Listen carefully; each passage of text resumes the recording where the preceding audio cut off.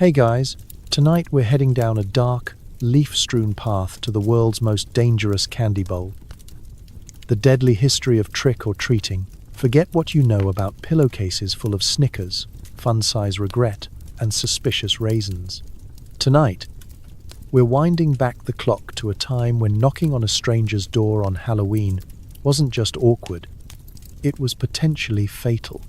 If you thought the worst thing about Halloween was your neighbor's questionable costume choices, or having to explain to your kids that dental insurance has limits, buckle up. You're about to find out why the spookiest thing about Halloween used to be survival. Before you huddle beneath your blanket, take a second to like the video and subscribe, but only if you actually enjoy this sort of absurd, soothing nonsense. Leave a comment below with the weirdest thing you ever got while trick-or-treating and what time you're listening. Now, dim the lights, set your fan to mysterious wind, and settle in. If you have a cat, make sure it's not plotting anything. Let's pause for a second. Have you ever wondered what Halloween was really like before fun, size bars, and safety patrols? Was there ever a time when candy was actually dangerous? Did people really hand out razor apples? Or is that just an urban legend your mom used to keep you from eating anything fun? Who decided that dressing children as witches and sending them door to door was a good idea? And what did people do before chocolate was even invented? Would you have survived a night of trick-or-treating in the 1920s? Or would you have been undone by mothballs, moonshine, or a well-placed rotten turnip? Congratulations. You've just woken up on Halloween night in the era when trick-or-treating could literally be the most dangerous thing you'd do all year. Hope you brought a costume and a will. Long before plastic pumpkins and glow sticks, Halloween night was a spiritual minefield. The ancient Celts called it Samhain, a time when the boundary between the living and the dead was thinner than your neighbor's excuses for running out of candy. If you stepped outside after dark, you weren't just risking bad weather. You were risking a run-in with actual ghosts, malicious fairies, or your superstitious great-aunt with the garlic necklace. Let's set the scene. It's a blustery night somewhere in ancient Ireland. You wake up from your afternoon nap because you wisely understand that no good comes from facing the supernatural while overtired. The hearth is glowing, and the entire house smells like wet moss, peat smoke, and the faint panic of impending doom. Outside, the wind howls and the trees creak like they've got something to confess. Everyone's on edge, including the livestock, who seem to know that tonight the rules are suspended and anything might happen. You don't have a costume, not really. What you have is a collection of rags, sheep pelts, and a piece of old, scratchy cloth that's supposed to confuse evil spirits, but mostly just confuses you. Your job tonight? Survive until morning. Without being spirited away by the seedy, the fairies who are less Disney cute and more will swap you for a turnip if you look at them wrong. Modern problems might be emails and traffic, but tonight you're worried about being kidnapped by a glowing horse or cursed by a druid for wearing last year's cloak. Stepping outside is an act of courage. The sky is an inky blue-black. The moon is either menacingly full or hiding behind clouds like it doesn't want to be involved. Your breath fogs in the cold air, joining the swirling mist that hugs the ground. Somewhere, a fox screams, a noise so unearthly that for a brief moment you consider returning to bed and letting the spirits have the place. But no, you've got a job to do. There are fires to light, offerings to leave, and a long list of supernatural threats to avoid. Let's talk about those offerings. The Celts believed that the dead would return to visit their former homes during Samhain. Nice in theory, except that some of these spirits were less grandpa back for a chat and more angry ancestor here to settle old scores. So, you leave out food, fresh bread, a bit of butter, maybe an apple if the harvest was good. This isn't hospitality, it's protection. It's the ancient equivalent of leaving a sign on your door that says, "Occupied. Please haunt next cottage." Every shadow feels suspicious, every gust of wind a message from the other side. If you see a mysterious figure at the crossroads, you don't ask questions, you walk faster. If the dog starts barking at an empty corner, you pretend you didn't see anything. The family huddles around the hearth, telling stories and nervously eyeing the door. Occasionally, someone throws a handful of grain into the flames, just in case any wandering spirits want a snack before moving on. But it's not just ghosts and fairies you're avoiding. Local folklore is teeming with banshees, pukas, and other assorted nightmares. The banshee's wail foretells death, so you keep your ears covered and hope the only howling you hear comes from the wind. Or maybe Cousin Nile, who never could carry a tune. The puka? That one's just as likely to wreck your harvest as it is to show up disguised as a giant black horse with glowing red eyes. If you're lucky, you only lose your cabbage patch. If you're unlucky, you end up on a midnight ride you never signed up for. And if all else fails, there's always the garlic necklace. Not that it does anything, but it gives your great aunt something to do besides scaring the children. You pull your cloak tighter, toss a last crust of bread to the spirits, and pray for a quiet night. Because on All Hallows Eve, just making it to morning in one piece is worth celebrating. You survive the night, heart pounding and hands cold, already looking forward to the safety of the dawn and the comfort of a world where the dead are politely back in their graves, at least until next year. Before trick-or-treating was about hauling home enough sugar to induce a week-long coma, it was about something far less sweet: mischief. Mischief Night was the original Halloween pastime, and let's just say, nobody was out there gently TPing the neighbors' trees with two-ply Charmin. If you've ever wondered why your parents lock the garden gate on October 31st, or why your grandma gets that wild look in her eye when you mention good old-fashioned pranks, you're about to find out. Imagine you're a kid in a small English or American town 100 years ago. Halloween, or All Hallows Eve, wasn't all costumes and fun-sized candy bars. It was the one night of the year where you and your friends had license, unofficial but enthusiastically observed, to unleash chaos on your unsuspecting neighbors. Eggs, flour, and soap were your tools of the trade. And social consequences were more of a suggestion than a law. You start the evening with a ragtag crew. Your cousin who always takes things too far. Your best friend with the slippery moral compass. And the kid from 2 houses down who just wants to fit in. No one has a costume. At best, you're wearing last week's muddy trousers and a cap you found in the shed. Your faces are streaked with dirt, and you're armed with bags full of questionable projectiles. What counts as a trick? The possibilities are endless. You soap windows until the whole town looks like it's been hit by a bubble tsunami. You remove your neighbor's front gate and leave it in their turnip patch. If you're feeling particularly bold, you swap the signs on 2 shops and let the confusion play out in the morning. There's always someone who wants to borrow a cart and park it on the church steps. And if there's an outhouse nearby, it's moving tonight, destination, mystery. It's all fun and games until someone gets hurt, of course. Mischief Night pranks could range from mildly inconvenient to, well, lawsuits waiting to happen. You don't want to be the reason old Mrs. McMurphy falls in her own cabbage patch, but honestly, no one ever knows who moved the fence, and you're definitely not admitting to it. Not everyone appreciated these antics. Townsfolk, especially those who had recently whitewashed their fence or who owned anything that could be lifted by a determined child, started preparing for Mischief Night days in advance. Precious belongings were locked away, chickens double-checked, and anyone with a soft heart for window boxes brought them inside. A good neighbor could wake up on November 1st and count themselves lucky if the only thing missing was their dignity. As for adults, their response ranged from resigned sighs to outright war.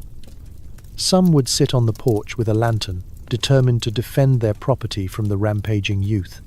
Others armed themselves with garden hoses, which, in the days before modern plumbing, was a deeply committed move. Occasionally, a wily adult would bribe the neighborhood troublemakers with apples, cider, or, if they were truly desperate, a handful of pennies, essentially paying protection money to avoid worse damage. But here's the thing, mischief was the price you paid for community. If you handed out a treat, homemade cookies, a piece of fruit, maybe even a coin, you were spared the tricks. If you refused, well, don't blame anyone else if your wagon wheel ends up on the town hall roof. Trick-or-treating, as we know it today, grew out of this unofficial contract. You offer a gift, the kids leave you alone, and everyone wakes up in one piece. Eventually, communities decided that outright mayhem wasn't sustainable, and the tradition shifted. Treats replaced tricks, costumes became the norm, and chaos gave way to the organized candy parade we know and love. Still, the spirit of Mischief Night lingers in every giggle, every costumed prank, and every cautious glance out the window as night falls. Because Halloween, at its core, is about walking the thin line between order and disorder, and hoping you don't wake up to find your mailbox in the duck pond. Costumes are the most essential part of modern Halloween, right? From adorable toddlers dressed as pumpkins to grown adults who spent an uncomfortable amount of money on something labeled sexy and one size fits all, which is never true, by the way. Halloween wouldn't be Halloween without disguises. But the original costumes? They weren't about impressing anyone on Instagram. They were about survival, superstition, and occasionally not getting recognized after a night of questionable decision-making. Let's time travel to a world before polyester, face paint, or costumes that come in a bag. Imagine you're a villager in medieval Ireland or Scotland. It's Samhain. The air is cold and damp, the kind of chill that makes your bones feel like they're plotting against you. The local priest has been warning everyone for days. Tonight, the veil between worlds is so thin you can practically hear last year's relatives gossiping from the other side. And those spirits? They're not here to give you advice about your 401k. They want mischief, vengeance, or just to see who's been slacking off on their prayers. You don't have a spirit Halloween store, but you do have a trunk of old rags, some burlap sacks, and a cloak that smells like it lost a bet with a wet sheep. Tonight, everyone's dressed for maximum confusion. The logic is simple. If a wandering ghost, fairy, or vengeful neighbor can't tell who you are, maybe they'll move along and haunt someone else. The stakes? Let's just say the worst thing you could get from a spirit was not a lecture, it was a curse, a year of bad luck, or, in extreme cases, waking up in a field with no idea how you got there and one shoe short. So, you cover your face with soot, smear ashes on your hands, and put on your worst clothes. Children become mini-ghouls. Adults turn into unidentifiable masses of fabric. And the family dog is the only one who looks normal. Some people add antlers or horns, part intimidation, part performance art. Others stuff straw in their sleeves, or wear hollowed-out turnips carved with menacing faces. There are no princesses or superheroes, unless you count the local blacksmith, who once wrestled a goat and has been coasting on the story ever since.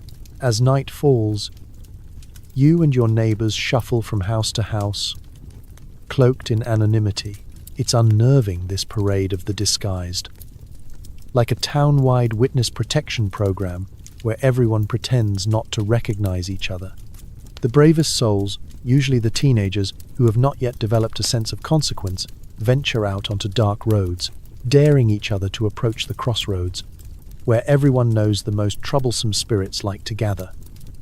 Modern translation: don't take a shortcut through the cemetery. But costumes aren't just about supernatural threats. They're also about avoiding human ones. If you happen to play a little too much mischief on Mischief Night, say, moving Farmer Sean's gate to the churchyard or letting loose someone's prize pig, a well-placed disguise keeps you from getting a stern lecture, or worse, conscripted into a week of turnip weeding. No one can blame you for the mayhem if they can't tell who you are under all those rags. Of course, not every costume is a masterpiece. Some villagers try a little too hard, and end up looking less like a spirit and more like a walking haystack or an avant-garde potato. There's always someone who mistakes the point entirely, wearing their Sunday best and ending up as a beacon for every lost ghost in the county.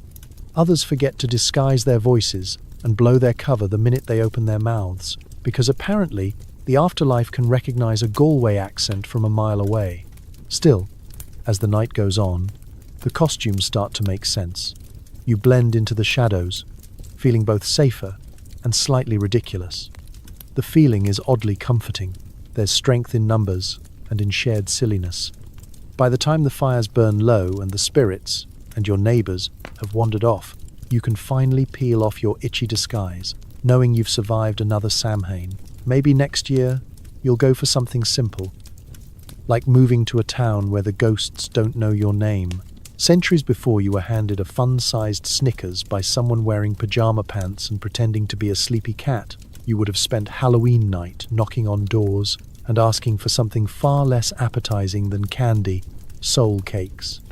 That's right, dense, spicy, sometimes rock-hard little cakes, handed out in exchange for prayers for the dearly departed.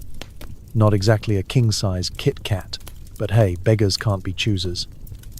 Especially when it's the Middle Ages and you're begging so much, you're basically in a union. Let's set the scene.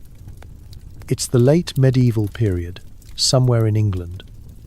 You're shivering outside as a damp, chilly fog curls around your ankles. It's All Hallows Eve, and the world feels haunted. You don't have a flashlight, but you do have a candle jammed into a hollowed-out turnip, which is great for illuminating your path, and even better for dripping hot wax onto your fingers. You are not alone. Small gangs of children and even some adults roam the lanes and muddy roads, all moving toward the same goal, securing as many soul cakes as possible before the church bell tolls midnight. Your costume is whatever you wore for Samhain, a patchwork of rags, soot on your face, and a desperate hope that nobody recognizes you from last year's garden raiding incident. You approach the first door and knock, reciting a well-practiced rhyme. Soul, soul, a soul cake. Please, good missus, a soul cake. If you're lucky, the lady of the house hands you a small, round cake about the size and density of a hockey puck, sometimes dotted with currants or spices, sometimes just bread. In exchange, you promise to say a prayer for her departed relatives. It's a system built on mutual benefit. She helps her ancestors escape purgatory. You help yourself to some free carbs. Don't be fooled by the word cake. These things are more like edible bricks than dessert.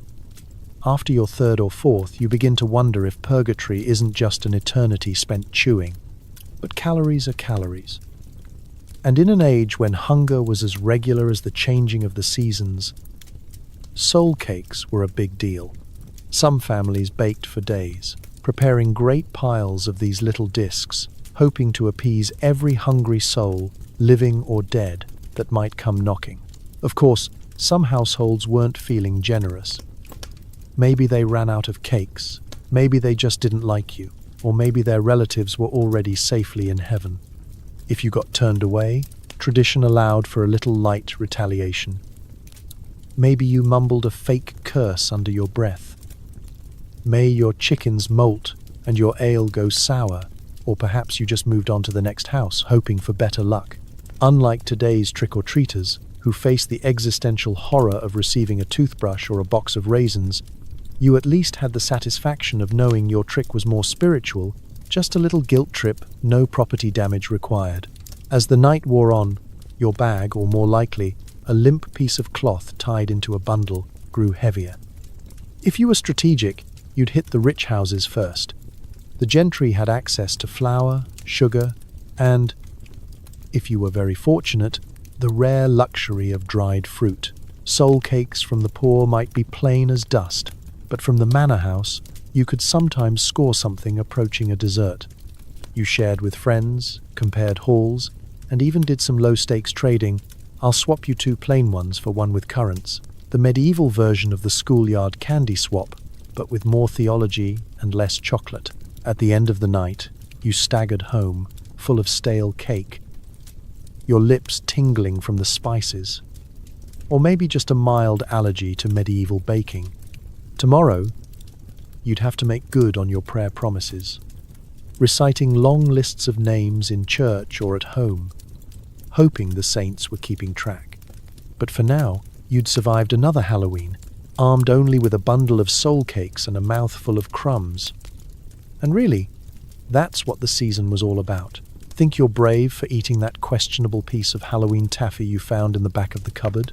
Try being a medieval trick-or-treater, where every treat was a dare, and best before dates were a fantasy yet to be invented. Halloween back then wasn't just about collecting something sweet. It was a roulette wheel of potential food poisoning, dental disaster, and occasionally a surprise dose of actual danger. Congratulations, you're about to discover why medieval kids were tougher than modern CrossFit trainers. It all starts with the treat itself. Unlike today, where candy is mass-produced in sterile factories, medieval confectionery was handcrafted by someone who probably just wiped their hands on a sheep. Sugar was so expensive it was locked away like crown jewels, so treats were usually made from whatever was around. Honey, dried fruit, ground nuts, and a heaping scoop of hope. The most common offering? A honey cake that tasted exactly like the wooden spoon it was mixed with. If you were lucky, someone in the village knew how to make candied nuts. But more often, the only candied part was how sticky they were after rolling across the kitchen floor. Presentation was rustic. Your treat might come wrapped in a piece of cloth that was last washed during the last good harvest. Or, if the person handing it out was really fancy, a scrap of wax paper. More likely, you were given a misshapen lump straight into your bare, slightly grimy hands. You'd eat it anyway, because the alternative was being haunted by the ghost of missed calories. The real adventure began with your first bite. The medieval palate was a forgiving one because it had to be. Take a bite of your honey cake. Does it taste faintly of onion? That's just because it was stored next to the winter vegetables. Is there a crunchy surprise? Could be a nutshell, or a pebble, or, on one memorable occasion, someone's lost sewing needle. Congratulations, you've just invented the Kinder Surprise. Dental edition. Every chew was a journey through history, flavor, and the limits of your own optimism. Some treats were actually attempts at preservation. Take dried fruit, apricots, apples, plums, shrunk to the size of a coin and chewier than old boots. These snacks were often stored in barrels, boxes, or occasionally the bottom of a neighbor's sock drawer. The smell was an experience. A complex blend of mildew, vinegar, and the kind of earthy undertones that make you wish you'd skipped snack time. You'd eat it anyway, because it was sweet, sort of, and everyone else was doing it, and peer pressure is eternal. Then there were the experiments, treats made with things like boiled turnip, mashed beans, or thick molasses that had the same viscosity as glue. Sometimes people got creative with herbs, adding a handful of sage or thyme for flavor, which just meant your dessert tasted like a roast chicken. The result? A generation of children who learned early on to smile politely and chew quickly, in case you needed to discreetly spit it out before the host noticed. Of course, not every treat was safe. Foodborne illness was an uninvited guest at many medieval feasts. A bad honey cake could give you a stomachache that lasted until Christmas. Nuts sometimes went rancid, and dried fruit harbored little bugs that, if you were lucky, added protein. Your odds of surviving Halloween treats? Not bad, but you definitely had to build up your tolerance. Despite all this, no one ever turned down a treat. The risk was part of the fun. A slightly green honey cake was better than no honey cake at all. You learned to inspect, sniff, and, occasionally, pray before eating. And every time you survived a medieval Halloween, you became just a little bit tougher. Your reward not just the treat itself, but the knowledge that, come next year, you'd be ready for anything. Even if that anything included a mouthful of questionable cake and a story to tell for the ages. Egging a house, soaping a window, or moving your neighbor's gnome 2 doors down. Modern pranks are mostly designed for maximum embarrassment and minimal property damage. But rewind the clock to the heyday of Mischief Night. and you'd find that the line between a harmless gag and a full-blown disaster was about as thin as the average medieval window pane. Pranks were serious business, and sometimes they didn't just ruin your night, they ruined your whole week. Or, in truly unlucky cases, your life expectancy. Let's start with the basics. It's Halloween Eve, and your mischief crew is assembled. There's the ringleader, always someone with too much energy and not enough supervision, the nervous one who swears this is a bad idea every 5 minutes, and you, stuck somewhere between peer pressure and plausible deniability. You're armed with whatever you could get your hands on: eggs, turnips, rotten cabbages, and a small arsenal of dubious intent. Modern pranksters might plot with a group text. You plot with whispered plans in the dark and the occasional stolen candle. First up, the classic egg toss. In theory, it's a simple prank. Throw an egg, watch it splatter, run away giggling. In practice, medieval eggs aren't always fresh. And in an era when every egg meant a lost breakfast, your target is less amused and more likely to chase you with a broom. Or, in rural areas, something sharper. One poorly aimed throw, and you're not just in trouble. You're explaining to your family why you need to eat porridge for the next month. And eggs, by the way, sometimes had rocks or sand tucked inside for extra fun. If you ever wondered where lawsuits started, it was probably here. But why stop at eggs? Rotting vegetables were a popular upgrade. Launch a cabbage through a neighbor's open window, and you might earn neighborhood notoriety. Miss, and you might end up owing someone a new window. There's also the legendary flour bomb, which was less about laughs and more about filling someone's kitchen with enough airborne powder to cause a small, sad explosion. One stray spark and you could go from prankster to town cautionary tale. Faster than you can say insurance deductible, which for the record did not exist. Then there were the creative tricks. Soap the church steps and wait for morning services to become an unintentional dance recital. Hide a chicken in the blacksmith's forge and watch as chaos erupts, assuming, of course, you can run faster than an angry blacksmith with a hammer. Not to mention the infamous outhouse relocation, which sounds funny until someone actually falls in. Suddenly, you're not just in trouble, you're the reason the whole village smells like regret. Sometimes, pranks escalated into accidental mayhem. Imagine a pile of rocks stacked just a little too high on the roof, waiting for gravity to deliver its punchline, or tying someone's gate shut during a fire, turning a harmless joke into a dangerous blockade. If you think neighborhood Facebook drama is bad, try explaining to a mob of villagers why your prank resulted in a pig stampede or a minor injury. And forget about just kids being kids. In earlier times, even small mischief could be met with actual legal consequences, or at least a scolding that left a mark on your ego and maybe your backside. Yet, despite the risks, the pranking continued year after year. Why? Because Halloween was the one night where ordinary rules bent and broke, where you could blur the line between laughter and chaos and hope nobody remembered your voice in the dark. And while most pranks were forgotten by sunrise, the occasional disaster lived on in legend, a warning for next year's pranksters. Sometimes the trick is on you. So, before you judge modern kids for leaving flaming bags of you-know-what on a porch, remember, at least it doesn't end in a lawsuit, livestock stampede, or haunted reputation. Probably, if you grew up any time after 1970, you've probably heard the warning, "Don't eat that apple until I check it for razor blades." Maybe your parents hovered over your candy haul, performing minor surgery on every chocolate bar like they were prepping for the world's least appetizing bake-off. If you've ever wondered why Halloween comes with a side of paranoia, buckle up, because the history of the razor blade panic is equal parts absurd, terrifying, and just a little bit hilarious. Let's set the scene.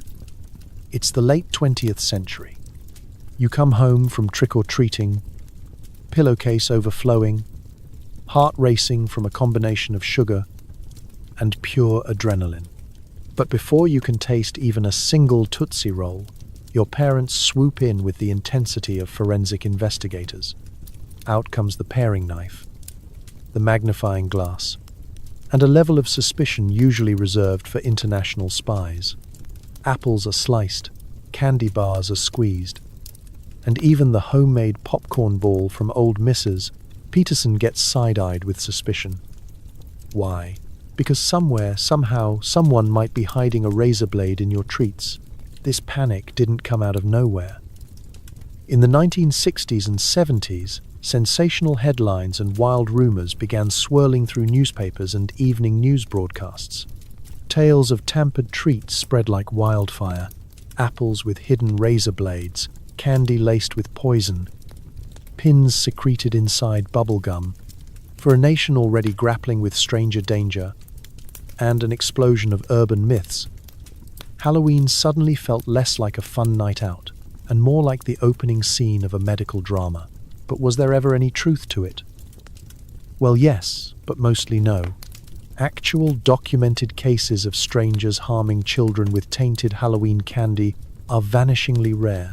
So rare, in fact, that most turned out to be hoaxes, misunderstandings, or, in a few grim cases, misdeeds by someone inside the family circle rather than a mysterious, mustache-twirling villain with a vendetta against fun. The infamous razor blade in the apple is one of those cultural moments where anxiety, rumor, and a few tragic accidents collide to become a full-blown moral panic. Still, the legend stuck. Communities responded with the kind of over-preparation usually reserved for Olympic sports. Hospitals offered to X-ray Halloween candy. Imagine explaining that on your insurance claim. Schools sent home sternly worded letters, and news anchors delivered yearly warnings with the gravity of a presidential address. Suddenly, the real horror wasn't the ghost story. It was the possibility that your snack-sized Milky Way might contain a booby trap. If you lived through it, you know the drill. Dump your loot on the living room rug and watch as every last treat is examined, squeezed, sniffed, and possibly sacrificed just in case. That homemade cookie? Into the trash. Anything not factory sealed? Suspicious. That weird, unmarked toffee? Absolutely not. Somewhere, a generation of kids learned to fear anything that looked remotely wholesome or organic. If it didn't come in a wrapper, it didn't come inside the house. On the plus side, this era led to safer packaging, more awareness, and the gradual disappearance of mystery treats that might or might not contain an entire walnut shell. On the downside, it also killed off the last remnants of homemade Halloween hospitality. Grandma's fudge, neighbors' popcorn balls, even the guy with the caramel apples became casualties of the culture of suspicion. And yet, despite the lack of evidence, the razor blade panic endures. Every year, parents dutifully inspect candy, warn their kids, and share another round of urban legends. It's a tradition all its own, a strange blend of caution, love, and a dash of absurdity. Because nothing says I care about you quite like cutting every single Snickers bar in half before bedtime. So, next time you hear a warning about hidden razors or poisoned chocolate, take a breath. Thank your parents for their vigilance, and remember, the scariest part of Halloween is usually the imagination, and maybe that one house that still hands out raisins. Before the age of factory-sealed wrappers and FDA inspections, Halloween candy was a homemade affair. And by homemade, we mean crafted in kitchens where a clean counter just meant shoving the livestock outside and hoping for the best. If you think today's parents are strict for banning anything that isn't triple wrapped in plastic, just imagine explaining to a medieval mom that you got your treat from the neighbor's kitchen, right next to the barrel of fermenting cabbage and the family cat. The homemade treat was a central pillar of Halloween for generations. Children would roam the neighborhood, pillowcases open, collecting everything from popcorn balls to molasses taffy to mysterious sticky parcels wrapped in waxed paper. Sometimes you got fudge. Sometimes you got a chunk of something that looked suspiciously like last week's leftovers dipped in sugar and hope. And sometimes you got a hard candy so old it had developed the consistency of gravel, suitable for both eating and repairing the church's stonework. Let's talk ingredients. Before industrial sugar became widespread, sweet treats were made with whatever was cheap and available. That meant molasses, honey, treacle, and, occasionally, whatever dried fruit had survived the winter without sprouting legs. Nuts might be included, shells and all, because shelling a walnut was just one more step between you and bed. If someone was really showing off, you might get a candy apple coated in a homemade glaze as sticky as tar and just as likely to pull out a loose tooth. The real excitement, however, was the gamble. Homemade candy was the original Russian roulette of desserts. Each bite was a test of courage and your digestive system. For every delicious peanut brittle, there was a fudge so gritty it counted as exfoliation. For every sweet toffee, there was a licorice twist that tasted, and possibly smelled, like cough syrup and desperation. You didn't ask how old something was. You just assumed it had spent the last decade waiting for a new victim. And then there was the storage issue. In an era without airtight containers or refrigeration, treats spent days or weeks sitting out on the sideboard, soaking up flavors from everything around them. Your popcorn ball might come with a delicate hint of onion, or your homemade caramels might double as cheese tasting thanks to sharing a shelf with the pantry's finest Stilton. Mold? That's not mold, said every adult ever. It's just extra flavor. You'd eat it anyway, mostly because peer pressure is a powerful thing, and refusing a neighbor's treat was a good way to earn a year's worth of side-eye at church. If you were really unlucky, you'd run into the true menace of the era, botulism. Nobody knew the word, but everyone knew bad things happen if candy goes funny. Maybe the taffy had a weird shimmer, or the fudge fizzed when it shouldn't. Kids swapped stories about the boy who once ate a questionable marshmallow and never walked right again. Was it true? Who knows? But you learned quickly to sniff before you bit, and to chew fast if you detected an off flavor, hoping to get through it before anyone noticed your look of mortal fear. Parents, of course, handled things the old-fashioned way. A little dirt builds character, they'd say. Or, just cut off the bad part. No one died of embarrassment, but plenty suffered the consequences of too much questionable fudge. Modern parents with their candy checklists and Google search histories have nothing on a mother who can spot a spoiled popcorn ball at 50 paces, using only her sense of smell and raw suspicion. In the end, you survived. Maybe you lost a tooth or gained a lifelong aversion to molasses. But you had stories to tell, and the admiration of every kid who watched you finish a special treat without flinching. Because, honestly, nothing says Halloween spirit like eating candy that could fight back. Trick-or-treating today might feel like a wholesome childhood rite. But there was a time when it looked a lot more like a neighborhood shakedown, just with smaller criminals and more pumpkin decor. If you think modern kids are entitled because they expect a full-sized chocolate bar for just showing up, imagine the era when the unspoken deal was this: give us treats, or we'll redecorate your property using eggs, mud, and the laws of chaos.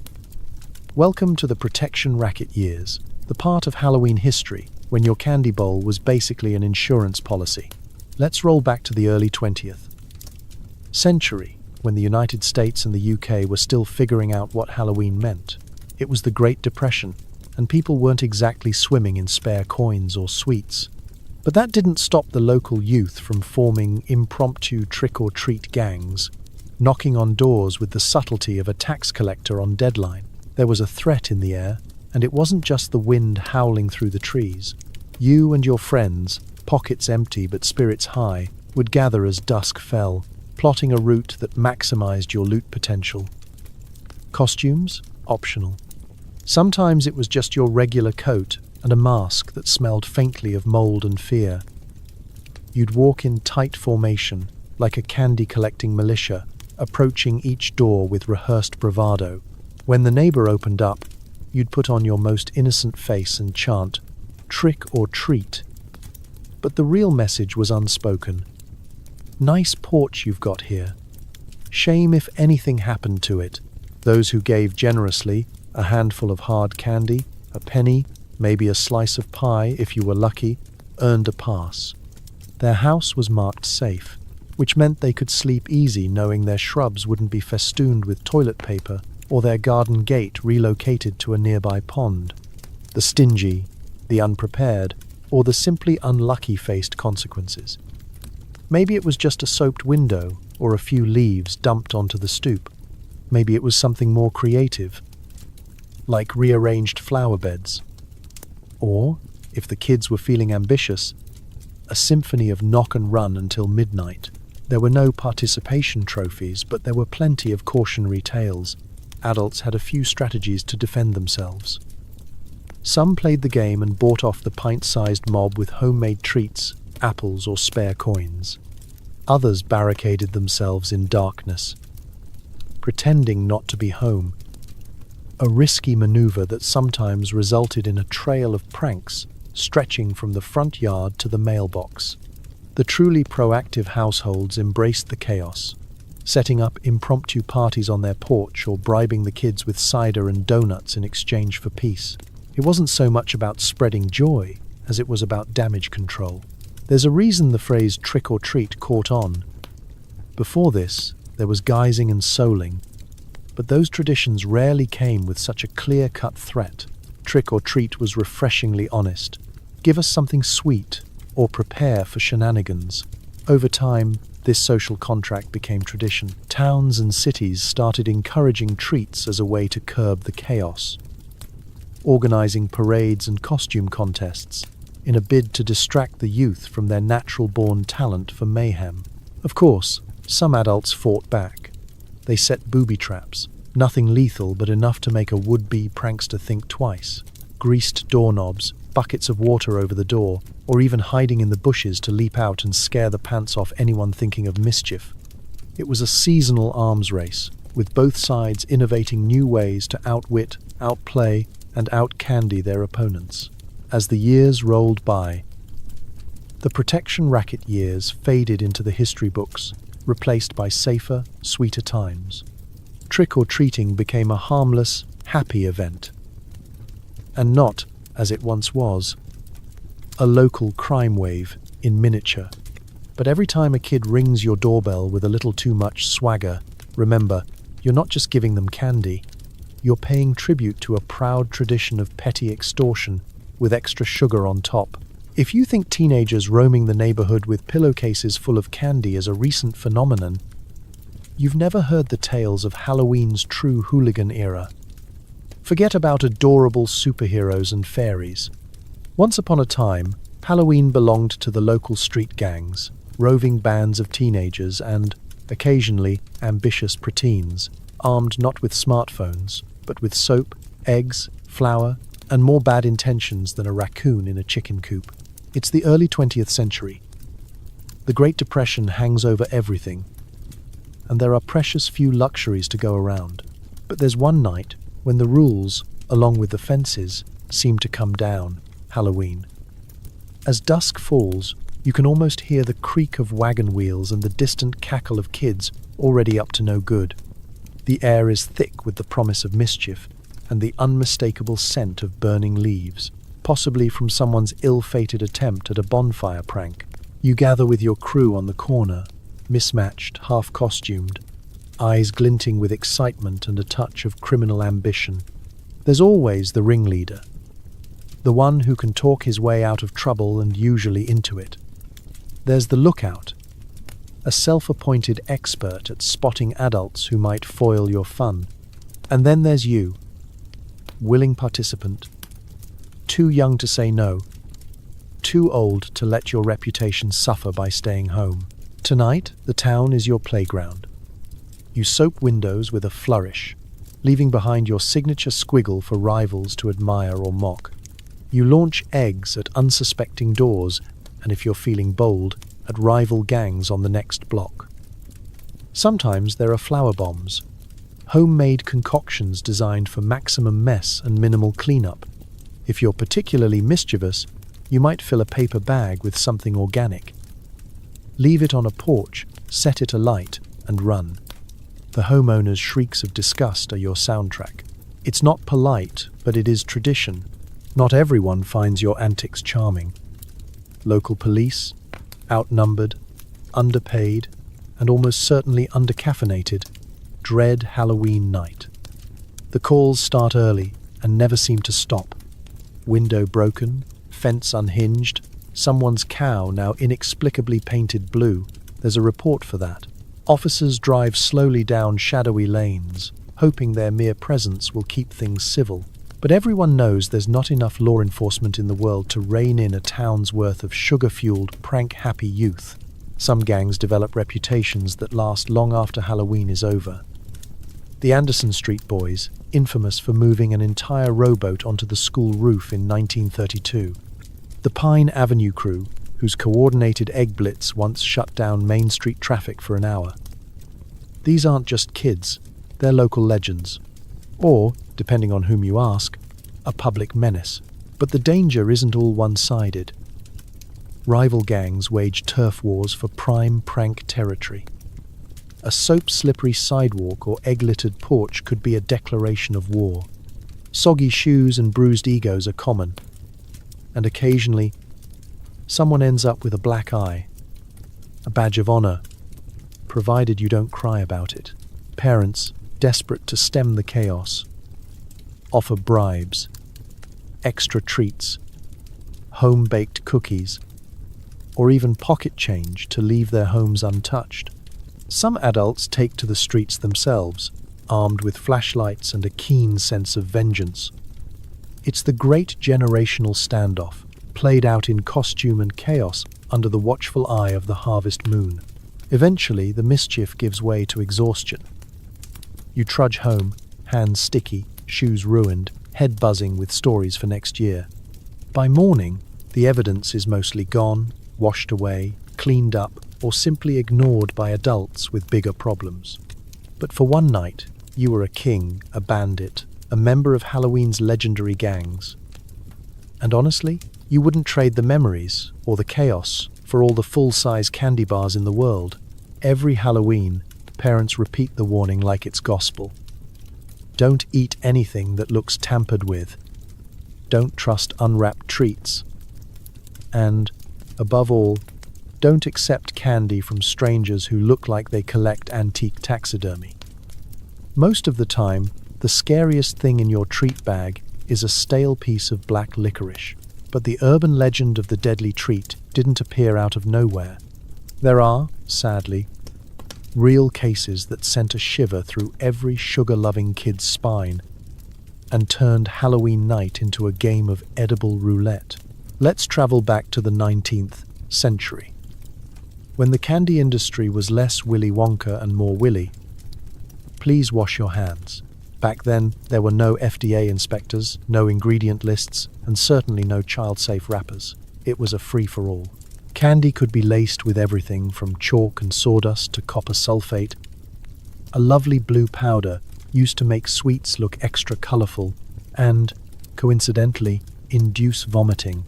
There were documented cases of children falling violently ill after Halloween, not from too much sugar, but from accidental poisoning by improved confections.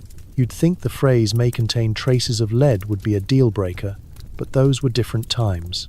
As the decades rolled on, things got slightly safer, just in time for deliberate human mischief to take over. The first real wave of Halloween candy panic arrived in the early 20th century.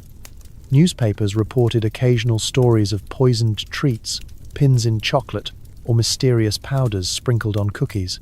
Most of these were hoaxes, or at worst, cruel pranks by local troublemakers who apparently misunderstood the spirit of giving.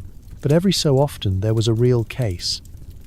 And that was all it took to send the whole country into a frenzy. The most infamous case came in 1974 in Texas, when an 8-year-old boy died after eating a pixie sticks laced with cyanide. The true villain? His own father, hoping to cash in on a life insurance policy. The crime was so shocking, it rippled through neighborhoods nationwide, fueling the legend that strangers lurked behind every porch light with a pocket full of poison. No amount of fact-checking could put the toothpaste back in the tube. The fear was here to stay. In other cases, candy became an unintentional vehicle for disaster. Sometimes it wasn't malice, just sheer tragic accident.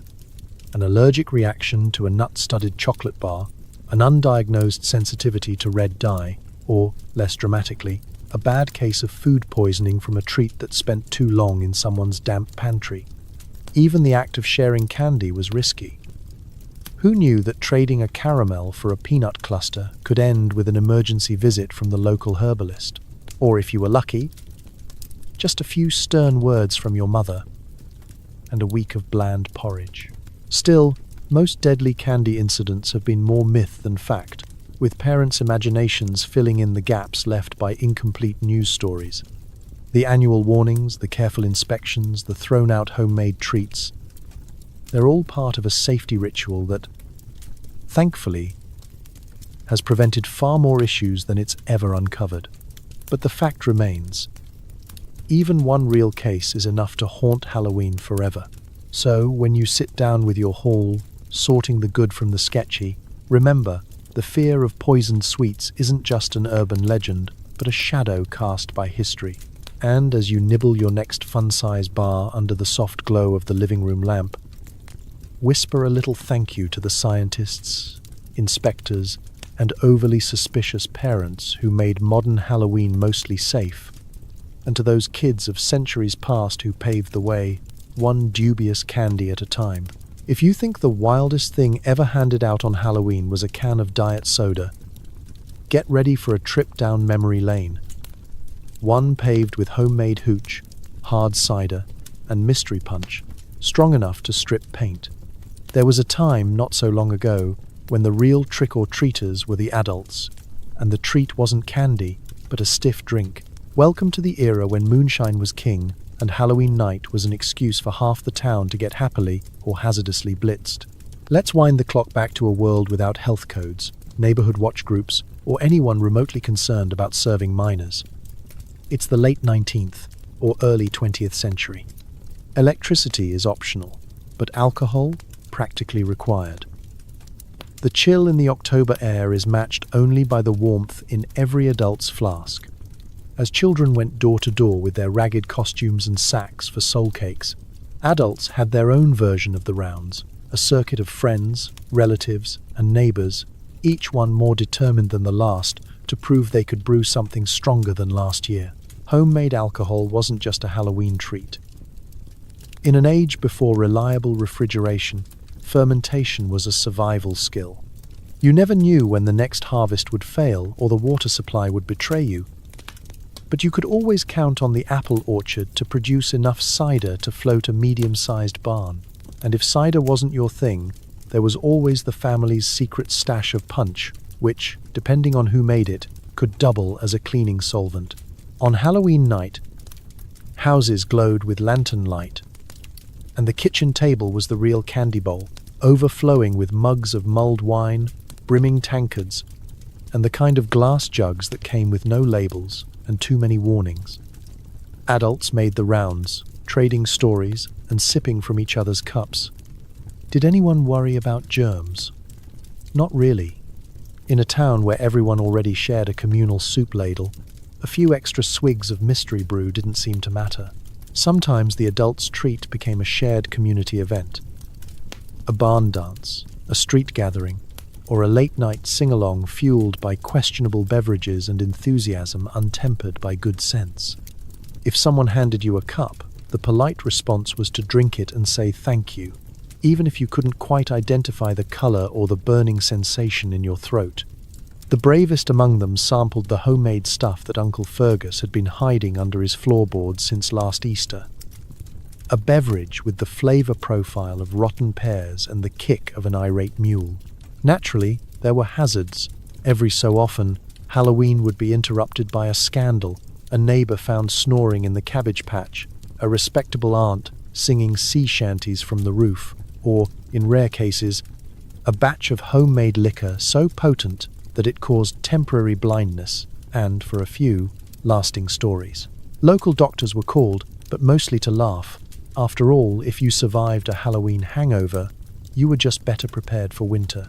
And while the kids got their soul cakes, apples, and whatever passed for candy, they watched the adults, learning early that sometimes the treat was just getting to see your parents and neighbors act like overgrown children, only slightly less coordinated. The next morning, everyone nursed headaches with thick porridge and herbal tea, exchanging sheepish glances and vague promises that next year we'll just stick to cider. But they never did. The tradition lingered for decades, fading only as packaged candy took over. Prohibition, briefly, sobered the country, and Halloween became safer, sweeter, and a lot less likely to end with the mayor riding a pig down Main Street. So as you sip your store-bought cider and tuck in with your fun-sized chocolates, raise a toast to those who celebrated Halloween with a little too much spirit, because sometimes the best treat is a memory or a story you can barely remember.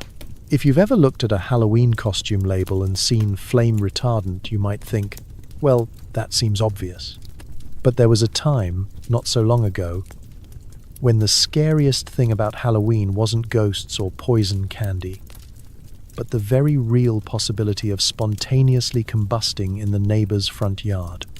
Welcome to the era when costumes were kindling, jack-o'-lanterns burned with open flames, and Halloween was one big fire drill, minus the organized exit. Let's set the stage.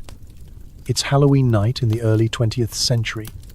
There's no such thing as LED lights, and safety first is still decades from entering the parent handbook. You've just spent hours assembling your costume.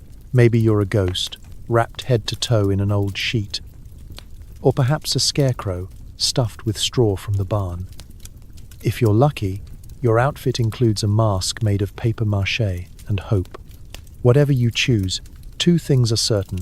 It's highly flammable, and you'll be walking right past an army of real, actual candles. The main culprit? The jack-o'-lantern. Today's pumpkins glow gently with battery-powered tea lights, but the original jack-o'-lanterns were a celebration of reckless optimism. Each one held a stubby candle, sometimes several, flickering away inside a dried-out gourd perched on rickety porch steps or dangling from a stick. The wind might blow the flame out, but if it didn't, odds were good that the lantern would tip, roll, or simply burst into flames the moment someone jostled it with their candy bag. And let's talk about the houses. Porches festooned with paper streamers, crepe decorations, and dried corn stalks created a scene that was one strong gust away from a bonfire. Inside, the party wasn't any safer. Parlors were illuminated by candelabras, oil lamps, and the occasional experimental gas lantern. The air was thick with excitement, a little fear, and more than a few particles of singed costume. The sweet, toasty smell of roasted pumpkin seeds was only occasionally overwhelmed by the acrid stench of burning wool. But the costumes, oh, the costumes! Nothing, said Halloween spirit, like a crowd of children sprinting down the street dressed as ghosts, witches, and the world's least aerodynamic bats, all wrapped in layers of cotton, linen, and whatever the attic coughed up. Ribbons, fringe, and creative home-sewn additions fluttered dangerously close to every candle. A single misstep, a wild arm swing, or just a stiff breeze, and suddenly you were the centerpiece of an impromptu fireworks display. The lucky ones escaped with a few singed hairs or a melted button. The unlucky? They became a cautionary tale repeated every year by mothers everywhere. Of course, the stories grew with every retelling. The boy who lost his eyebrows trying to relight a jack-o'-lantern. The girl whose angel wings went up in smoke during the costume parade. The legendary flaming mummy incident of 1924, which, according to local legend, ended with 3 fire buckets, 1 ruined front lawn, and a lifelong family ban on cheesecloth. Eventually, the world caught on. Flame-retardant materials entered the market. Battery-powered lanterns became the norm. Fire codes were updated, and parents were gently encouraged to stop dressing their kids like fireworks waiting for a match. But even now, Echoes of those fiery Halloweens linger in the air, a faint whiff of burnt wool and pumpkin, and the annual warning, stay away from open flames.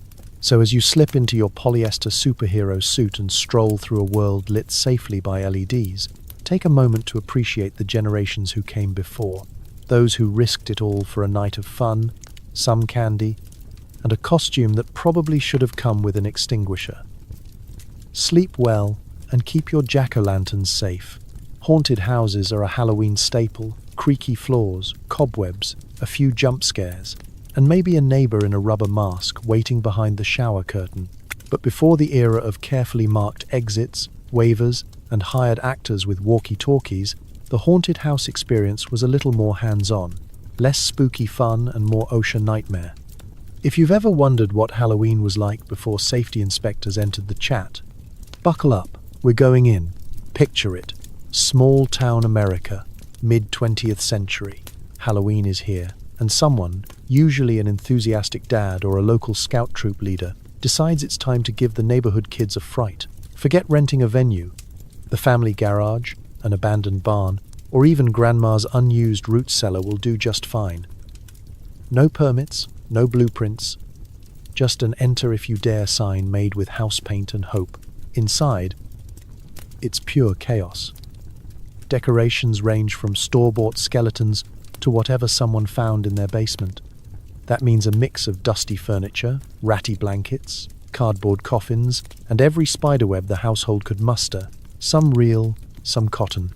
There's a faint but persistent smell of damp wood, onions, and something that might be a dead mouse, or worse, last year's forgotten turnip.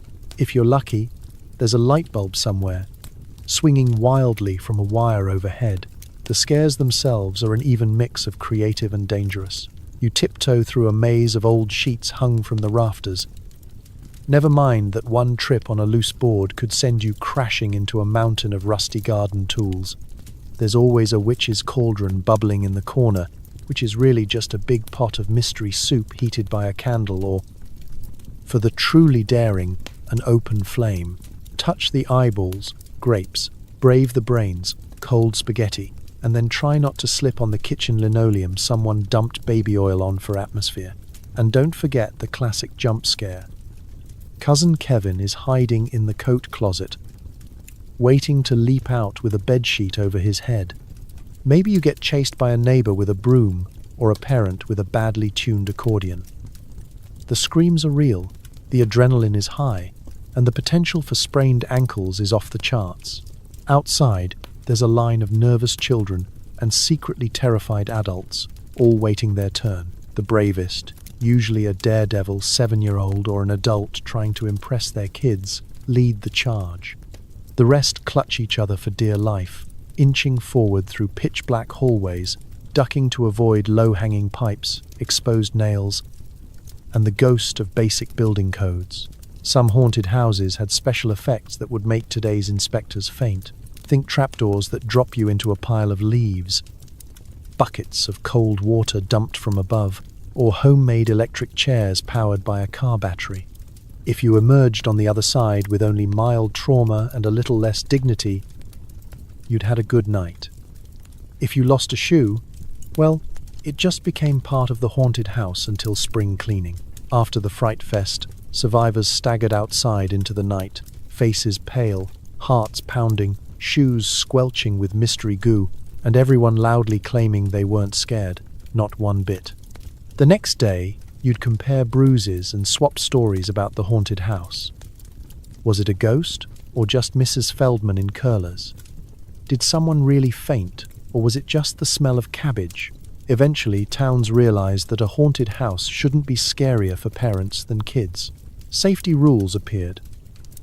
Haunted attractions moved to school gyms and fire stations, but for a generation, Halloween haunted houses were thrilling, dangerous, and gloriously chaotic, a rite of passage wrapped in fake cobwebs and mild peril.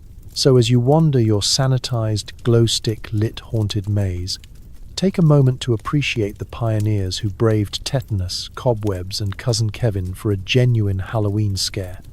Sleep well, and may your haunted house adventures be thrilling, but not too real. If you think today's Halloween candy is bad for your health, just wait until you meet Victorian sweets. Forget about empty calories and questionable artificial flavors. Once upon a time, the true horror in your treat bag was lurking at the molecular level.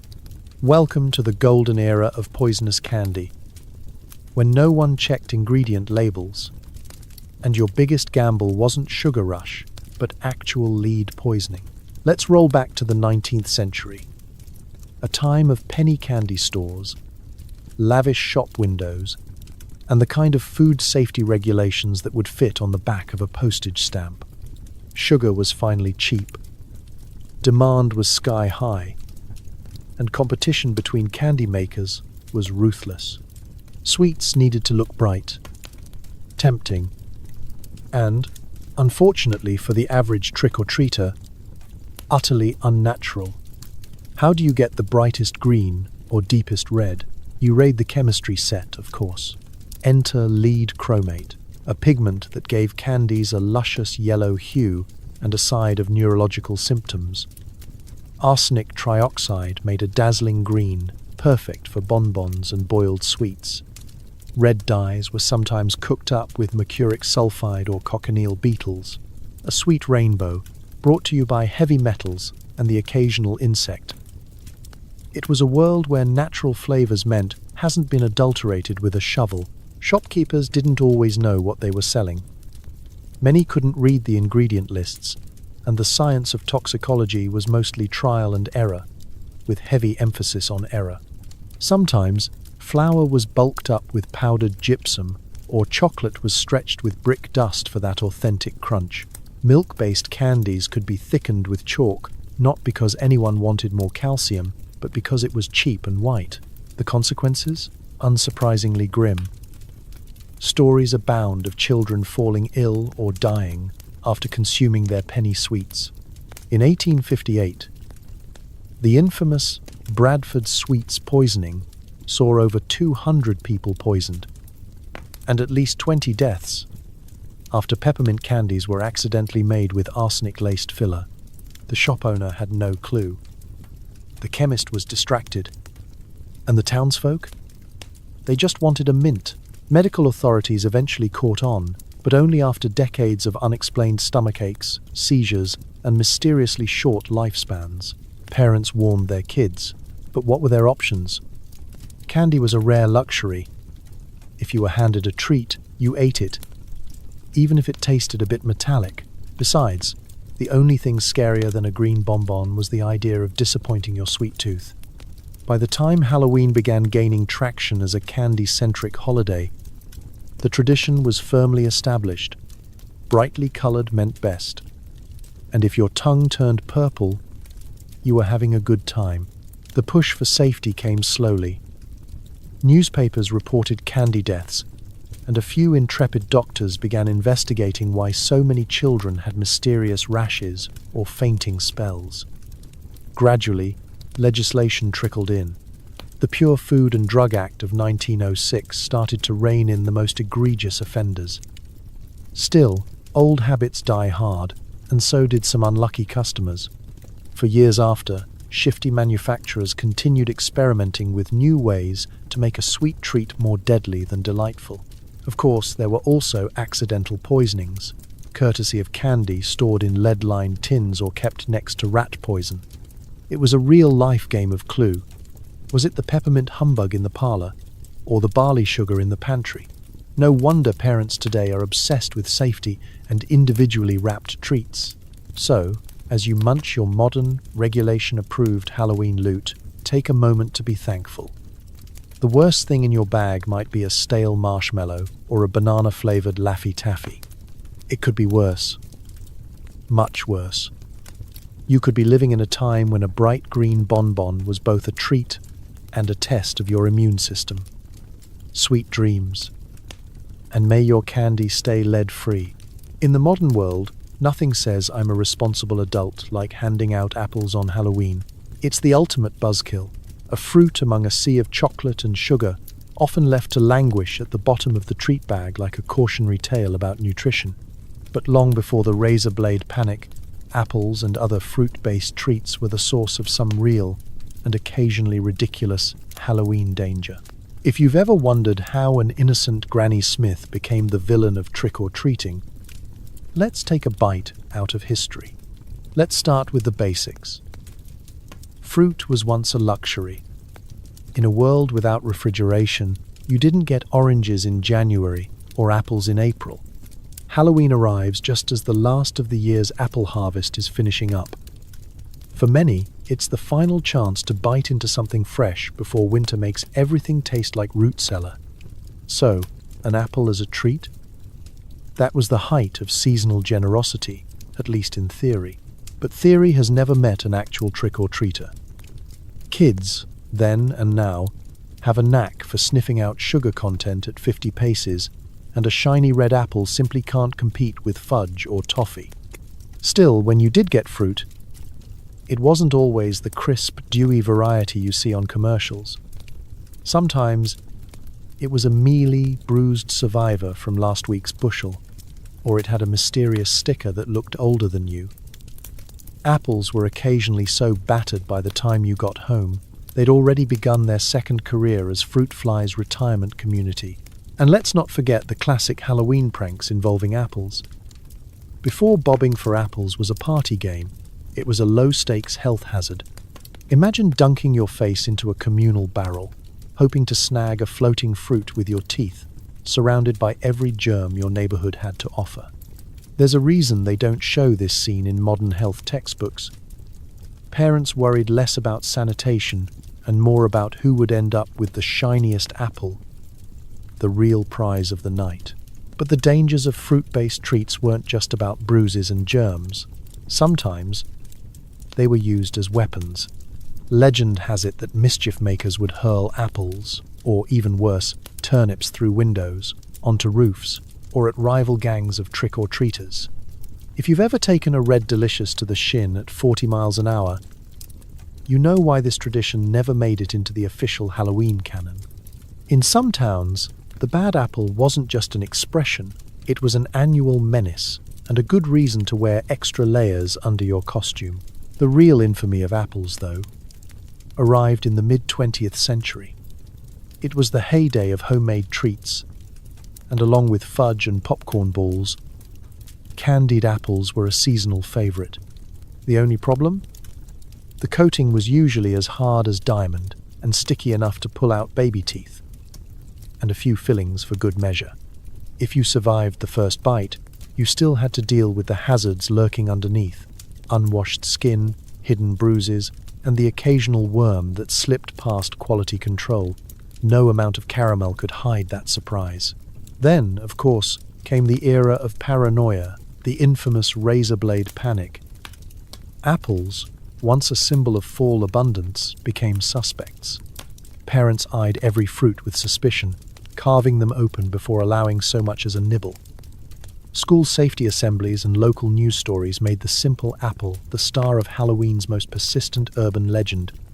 Suddenly, apples weren't just disappointing, they were potentially dangerous, doomed to go uneaten at the bottom of every plastic pumpkin. And so, the reputation stuck. Today, the apple remains the most controversial treat on the Halloween menu. Too healthy for the kids, too risky for the parents, and never quite as sweet as we want it to be. So next time you see a lonely apple in your candy haul, give it a little respect. It's survived centuries of bruises, bobbing, boredom, and bad press. And that's more than you can say for most fruit. For most of the year, a small-town police officer's biggest Halloween worry might be a missing cat or a lost mitten. But as October 31st crept up, officers across the country would eye the calendar with a mixture of dread and resignation. Halloween wasn't just about candy and costumes, it was a license for chaos, a festival of pranks, and, for many years, the absolute worst night on the police blotter. Imagine you're Officer Jenkins, circa 1935. The leaves are swirling, the sun has just set, and somewhere, a gang of teenagers is already casing the neighborhood for the best targets. Your flashlight's batteries are dying, your shoes are definitely not waterproof, and you haven't had a hot cup of coffee since last Tuesday. All around you, the innocent laughter of costumed children is peppered with the ominous sound of eggs shattering against windows.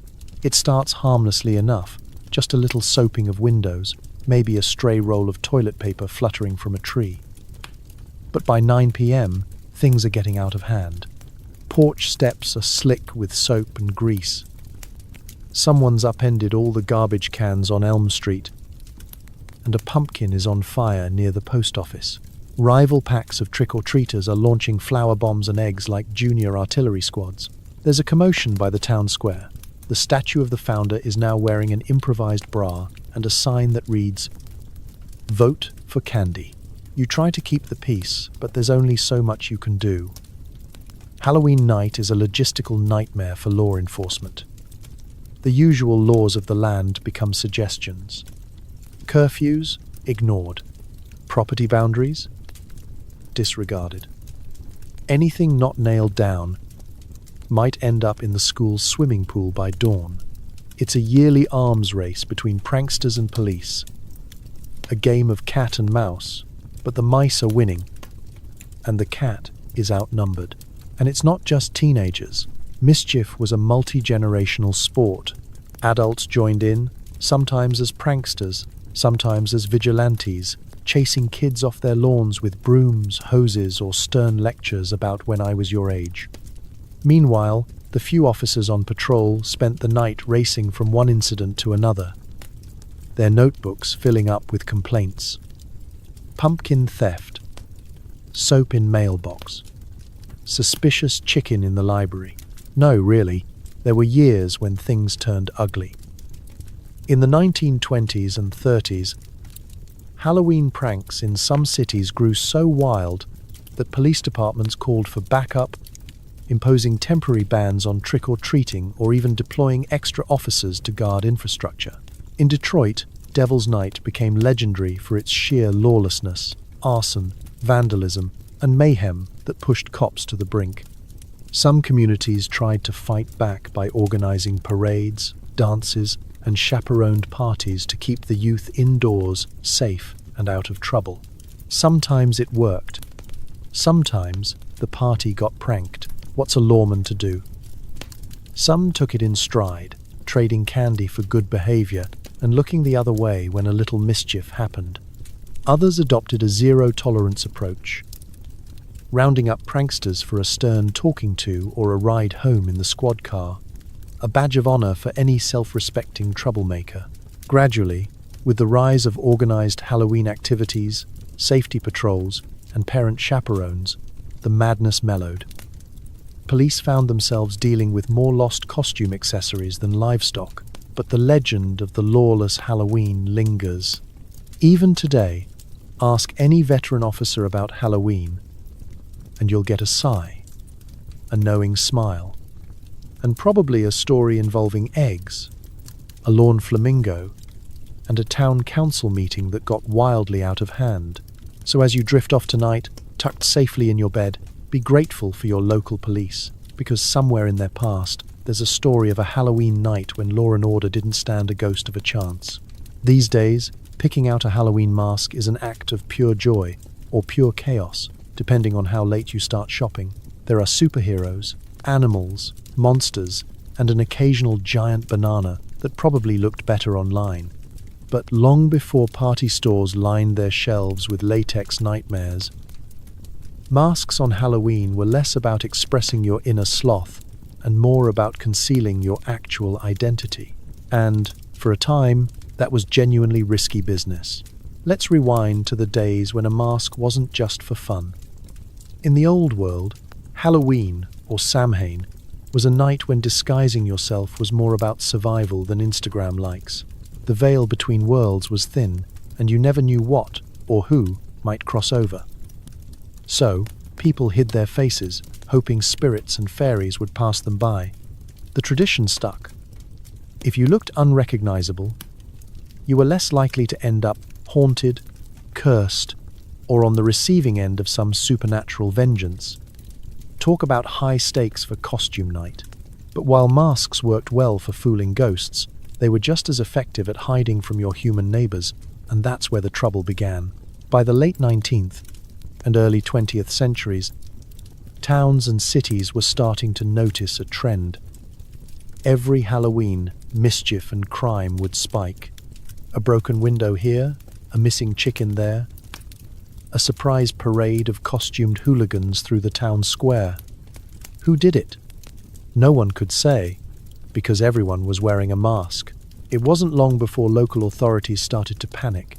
In some places, ordinances were passed banning masks after dark. Anyone found with their face concealed is subject to arrest. Read 1920s city law, presumably written by a mayor who just had his porch redecorated with eggs and anxiety. Suddenly, your papier-mâché goblin face was contraband, and trick-or-treaters had to weigh the thrill of hiding against the risk of being hauled off to the police station for impersonating a ghost. Of course, this didn't stop the truly dedicated. If anything, it made masks even cooler. Nothing adds to the excitement of a costume like the possibility of a misdemeanor. Teenagers in particular embraced the thrill, crafting elaborate disguises from old flour sacks, soot, and the occasional stolen curtain. Mischief was twice as fun when you knew you might get caught, not by a spirit, but by Officer Jenkins on his evening rounds. Masks also caused a fair amount of paranoia among the adult population. Who was behind the disguise? Was it your neighbor, your cousin, or a complete stranger? Could the person offering you a treat also be the one who let your goats out last year? Suspicion ran high, and everyone eyed each other's masks with a mixture of admiration and deep distrust. Eventually, as Halloween shifted from chaotic free-for-all to safer, family-friendly fun, the rules relaxed. Costumes became more creative and less incriminating, and the only people you needed to fear were those handing out raisins. But the old stories linger. Somewhere in the distant past of every town, there's a tale of a masked prankster who got away with the perfect trick, or the perfect escape. So, as you slip on your store-bought mask tonight, take a moment to appreciate the long, strange history of Halloween disguises. Remember, you're part of a centuries-old tradition, hiding from monsters, spirits, and, occasionally, your neighbor's justice. Sleep well, and may your true identity remain delightfully mysterious, at least until the candy runs out. We usually think of Halloween pranks as the work of bored teenagers and mischievous kids. But for a surprising slice of history, the humble trick had a more sophisticated edge. Believe it or not, Halloween was sometimes the night for subtle, or not so subtle, acts of protest, where ordinary folks used tricks as a weapon of choice against everything from nosy neighbors to unpopular politicians. Because nothing says social change like a well-placed rotten egg or a midnight rearrangement of public signage. Imagine it's the early 20th century. You're tired of the town's miserly mayor, whose idea of community improvement is a new lock on the public well, and a stern note about loitering. Halloween night arrives, and suddenly, all that pent-up frustration finds a new outlet. Local pranksters target the mayor's house, switching the address numbers. So, for a glorious 24 hours, he lives on Chicken Lane instead of Main Street. A harmless joke? Sure. But also a minor act of resistance, enjoyed by everyone who's had to pay extra taxes for street beautification. This spirit of protest wasn't just limited to town politics. Maybe the local shopkeeper refused credit to half the neighborhood, so on Halloween, his storefront windows got the special soap and flour treatment. Perhaps a farmer's fence had cut off access to the best fishing pond. Come October 31st, the fence found itself relocated, sometimes overnight, to a field in the next county. Even the village priest wasn't immune. A little too much fire and brimstone from the pulpit, and he might wake up to find his sermon notes replaced with a list of suggested improvements delivered by ghosts in the night. Halloween tricks provided a rare, protected space for the powerless to have their say, no town hall speeches required. You didn't need to sign a petition or write a strongly worded letter. You just needed a group of friends, a bag of tricks, and a night when the world expected a little chaos anyway. It was the ultimate deniable protest. Who, after all, could point fingers when everyone was in disguise and the town was awash in mayhem? And sometimes, these acts of protest went a bit further. Pranks could become full-blown statements. In some places, groups would organize secret missions to protest unfair rents or labor conditions. A favorite target? The landlord's prized outhouse, which could be found hoisted onto a barn roof or festooned with banners declaring fair wages or bust. It was the original grassroots movement, just with more turnips. Naturally, not everyone was amused. Those in power saw these tricks as nuisances at best, criminal acts at worst. But most towns developed a kind of silent understanding. On Halloween, the usual rules bent a little, and people got to say, through pranks, what they couldn't say aloud. If nothing else, it was an annual safety valve for social tension, releasing just enough steam to keep the pressure from exploding at the next town meeting. As time went on, and Halloween became more about candy than chaos, the trick as protest faded into memory, replaced by organized parades and store-bought costumes. But somewhere deep in the history of every small town, there's a story about the night someone swapped the mayor's hat with a chamber pot, or turned the courthouse steps into a pumpkin patch. It's a reminder that even a little mischief can have a message. So next time you see a harmless prank or a clever trick, remember, sometimes the real target isn't the house or the person. It's the system itself. Sleep well, and may your own protests be as creative and consequence-free as a midnight prank on Halloween. Long before anyone worried about calories or allergens, the real Halloween fright wasn't what you'd find in the candy bowl. It was what might come along with it. For centuries, Halloween treats were steeped in superstition and suspicion, with people trading not just sugar, but spells, charms, and the occasional accidental curse. In the world of old-school trick-or-treating, you didn't just ask yourself, is this homemade fudge safe to eat? You asked, am I about to be haunted by a vengeful spirit for eating it? Let's go back to the era when belief in curses wasn't just a plot for late-night TV. It's a chilly October evening in the village, and every house is guarded by its own arsenal of rituals and charms. Before handing out any treat, the superstitious might recite a prayer, cross themselves, or sprinkle a little salt in the candy bowl just in case. If you received a cake, a coin, or a bit of fruit, you made sure to say thank you, not because it was polite, but because you absolutely did not want to offend anyone with mystical connections. Failing to show gratitude could mean a year of bad luck, or waking up to find your hair mysteriously braided by invisible hands. Some treats came with deliberate spells. Bake a special soul cake with a secret wish inside, and whoever eats it might find love, wealth, or, more likely, heartburn. Apples bobbed in barrels were rumored to show you your future spouse. Or, if you saw your own reflection, a sign to sleep with one eye open.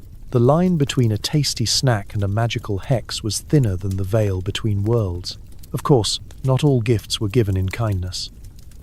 There were whispers that an ill-intentioned neighbor could slip a charm into your pocket or a hex into your cake. Perhaps you'd find a tiny pouch of herbs tied with red string, protection against evil if you trusted the giver, a recipe for disaster if you didn't. Superstitions warned against eating anything that smelled wrong, was wrapped in black, or came from a house with too many crows on the roof. The message was clear: trust, but verify, and maybe keep a lucky stone in your sock for good measure. Children quickly learned to navigate this supernatural obstacle course. If someone offered you a treat with a wink and a whisper, you'd cross your fingers behind your back or make the sign of the fig, classic hand magic for warding off the evil eye. Some kids even staged swaps, trading a suspicious slice of cake for a safer apple, just in case it came with less metaphysical baggage. In some towns, mothers tucked garlic or iron keys in their children's pockets before sending them out, as extra insurance against accidental enchantment. Because better safe than haunted was the motto of the night. And let's not forget the unlucky givers. If you accidentally handed out a cursed treat, local legend said you could expect a visit from angry parents, vengeful fairies, or the church's sternest glances. To play it safe, most families baked a little extra bread to leave at the crossroads, an offering for any wandering spirits who might have been overlooked, or just a supernatural peace treaty. Today, the only thing most treats are cursed with is a sugar hangover. But next time you open a mysterious homemade cookie, spare a thought for the centuries of caution that came before. After all, when it comes to Halloween, it's not just what you give or get, it's the mysterious magic you might bring home, one bite at a time. Sleep well, and may your dreams be curse-free. It wouldn't be Halloween without a hint of panic, and in the late 20th century, the real monster wasn't a ghoul or a ghost. It was the humble, fun-size candy bar. If you were a kid in the 1970s or 80s, the scariest part of the night came not from haunted houses or masked pranksters, but from your own parents wielding a steak knife and an air of grim determination. Welcome to the era of the great Halloween candy scares. It started innocently enough. For generations, kids came home from trick-or-treating and immediately dug into their sugary loot, sometimes finishing half of it before even taking off their shoes. But then came the headlines, poisoned candy, razor blades in apples. The nightly news seemed convinced that Halloween was less a holiday and more a coordinated attack on children's dental work and general well-being. Suddenly, parents everywhere became amateur detectives, convinced that the real evil was lurking at the bottom of the candy sack. You'd arrive home triumphant, pillowcase full of treasure, only to be stopped at the door by a parent who'd been watching the evening news. Every treat was dumped on the table, and the inspection began. Candy bars were squeezed, apples sliced open, popcorn balls binned on sight. That homemade fudge from the neighbor? Straight to the trash, sorry honey. But you never know. Even factory-sealed candy was side-eyed. It was the golden age of suspicion, and Halloween night became a standoff between childhood appetite and adult anxiety. Hospitals even offered to X-ray your candy, as if the average Milky Way was hiding a tiny arsenal. School newsletters sent home stern warnings. Police departments issued lists of safe treats which, oddly enough, never included anything fun or sticky. And every year there was a new rumor, a local Halloween sadist supposedly handing out poisoned sweets. No one ever seemed to meet this mysterious villain, but he haunted the imagination of parents everywhere, right alongside the boogeyman and skyrocketing dental bills. Were these fears justified? Not really. Actual cases of stranger danger involving Halloween candy were almost non-existent. Most stories were urban legends, fueled by a toxic mix of media hype and neighborly suspicion. A handful of tragic cases, often involving family members rather than strangers, were enough to ignite nationwide panic. Once the idea took hold, logic had little chance of survival. After all, better safe than sorry, right? As a result, the era of homemade treats ended abruptly. The kind neighbor's popcorn balls and the family recipe cookies disappeared, replaced by individually wrapped, name-brand candy. It was the dawn of safety Halloween, a world of reflective vests, glow sticks, and fun-sized chocolate bars whose biggest risk was an excess of nougat. Of course, some kids found ways around the great candy inspection. The cleverest staged decoy hauls, one bag for show, one for actual snacking. Siblings formed secret candy alliances, and the more entrepreneurial swapped their safe stash for contraband fudge, traded in whispered deals at the bus stop. Halloween night had never been more fraught or more organized. Today, the panic has mostly faded, replaced by a blend of nostalgia and eye-rolling whenever someone mentions the legendary razor apple. But every parent who lived through those years still checks a wrapper or two, just in case. And every kid knows that the true horror of Halloween isn't a haunted house. It's the moment when your mom says, "Let's see what you've got. Sleep well, and may your candy be drama-free." Once upon a time, Halloween was basically a survival challenge disguised as a holiday. If you survived poisoned candy, flaming costumes, and roving bands of pranksters, congratulations, you earned your bite of questionable fudge. But as the years rolled on, something quietly revolutionary happened. Halloween got safer. Not just slightly less likely to result in mild trauma safer, but there's a crossing guard in a skeleton costume, and every candy has a QR code safer. It started small. Neighborhoods tired of cleaning up after Mischief Night, or footing the bill for broken windows, began to impose a little order. Suddenly, there were rules. Don't egg the principal's house. No firecrackers after 8 p.m. And, most tragically for the enterprising youth, hands off the mayor's pumpkins. Local committees got involved. Parades, school carnivals, and community parties sprouted up like decorative gourds. The message was clear: have fun, but do it under adult supervision, preferably near a table of orange punch. But the real revolution came with the rise of organized trick-or-treating. No more running wild until midnight. Now, you had set hours, usually between 5 and 7 p.m., just in time to get your costume stuck in your bike chain before dark. Parents formed posies, following kids at a respectful but ever-watchful distance, flashlight in one hand and emergency granola bar in the other. If you wandered too far, you might find yourself intercepted by a kindly but terrifying neighbor with a reflective vest and a clipboard. Reflective tape became the fashion statement of the decade. No child went out without at least 3 strips attached somewhere, making the average trick-or-treater look less like a vampire and more like a construction zone. Glow sticks dangled from wrists, ankles, and, occasionally, ears. If you squinted, a group of kids crossing the street looked like a mobile rave for the under-10 set. Safety wasn't just about traffic and time limits. The treat selection evolved too. Out went the homemade popcorn balls, the hand-pulled taffy, and the mystery fudge you'd only eat on a dare. In came the individually wrapped, factory-sealed confections, each one proof that you could have fun without a side of existential risk. Candy inspection became a family ritual. Wrappers checked, apples binned, and anything looking remotely homemade assigned directly to Dad, who claimed a cast-iron stomach but just liked extra snacks. And then came the Malloween phenomenon, trick-or-treating in shopping centers where the biggest hazard was getting lost near the food court. Churches and community centers joined in, offering trunk or treats with themed decorations and a level of adult supervision that would make a helicopter parent blush. No one had to dodge cars or fear the shadows. The scariest thing was running out of your favorite candy before the night ended. Of course, not everyone welcomed the age of safety with open arms.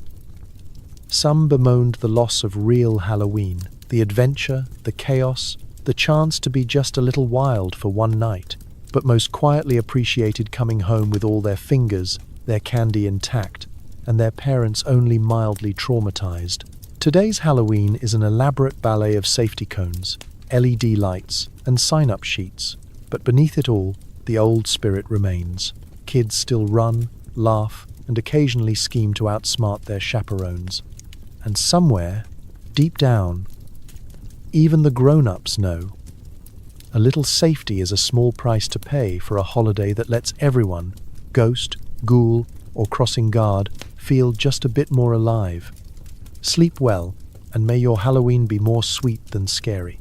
If you think a bag of fun-size candy bars and a please take one sign will keep the Halloween peace, you've probably never met your local neighborhood watch. As Halloween evolved from a chaotic festival of pranks into a tightly managed night of sugar and supervision, suburban parents everywhere rose up, not with pitchforks, but with clipboards, flashlights, and a level of group chat organization usually reserved for military operations. Picture a typical suburb: autumn leaves crunching underfoot, and skeleton decorations swaying in the breeze. The sun begins to set, and like clockwork, the neighborhood watch swings into action. Dads dig out reflective vests, moms wrangle walkie-talkies, and at least one person dons a headlamp so blindingly bright it could land planes in a snowstorm. There are printed maps, color-coded schedules, and, crucially, a spreadsheet tracking which houses are giving out king-size bars and which ones have been blacklisted for raisins. This is suburban Halloween, the annual defense against the forces of mischief. There are posted rules. No ringing the bell after 8 p.m., stay on the sidewalks, and no costumes that can't be seen from space.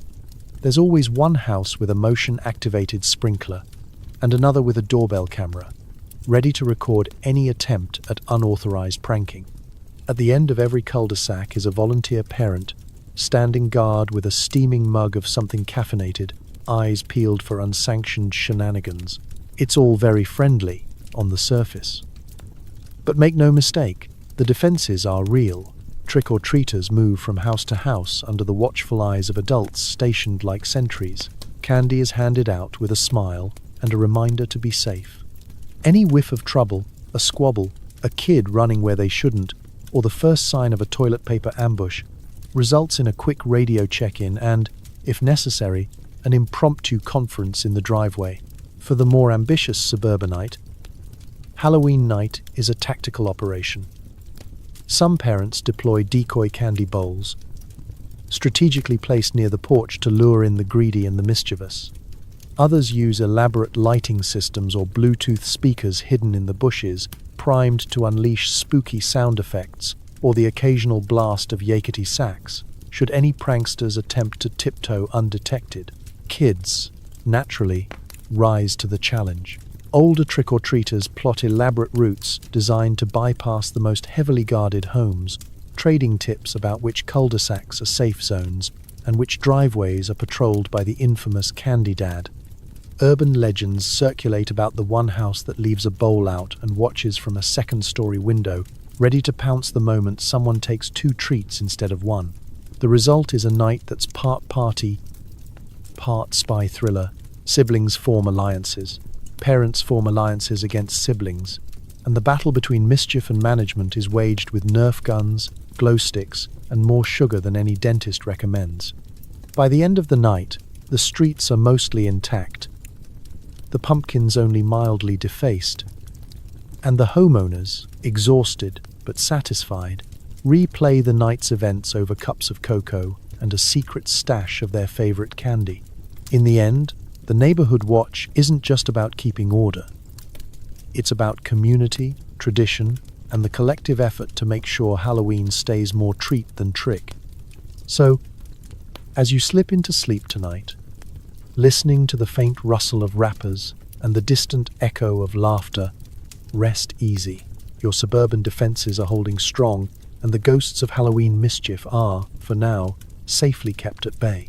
You might think the dangers of Halloween are limited to American suburbia, but take a quick broomstick ride around the world and you'll discover every country has its own version of October mayhem. Trick-or-treating, it turns out, is a global adventure, each tradition carrying its own risks, rewards, and questionable snacks that make a stale popcorn ball look downright luxurious. Start in Ireland, where it all began. Samhain, the original Halloween, was less about fun-size candy and more about surviving the night. Kids in ragged costumes went door to door not just for treats, but to avoid being the trick themselves.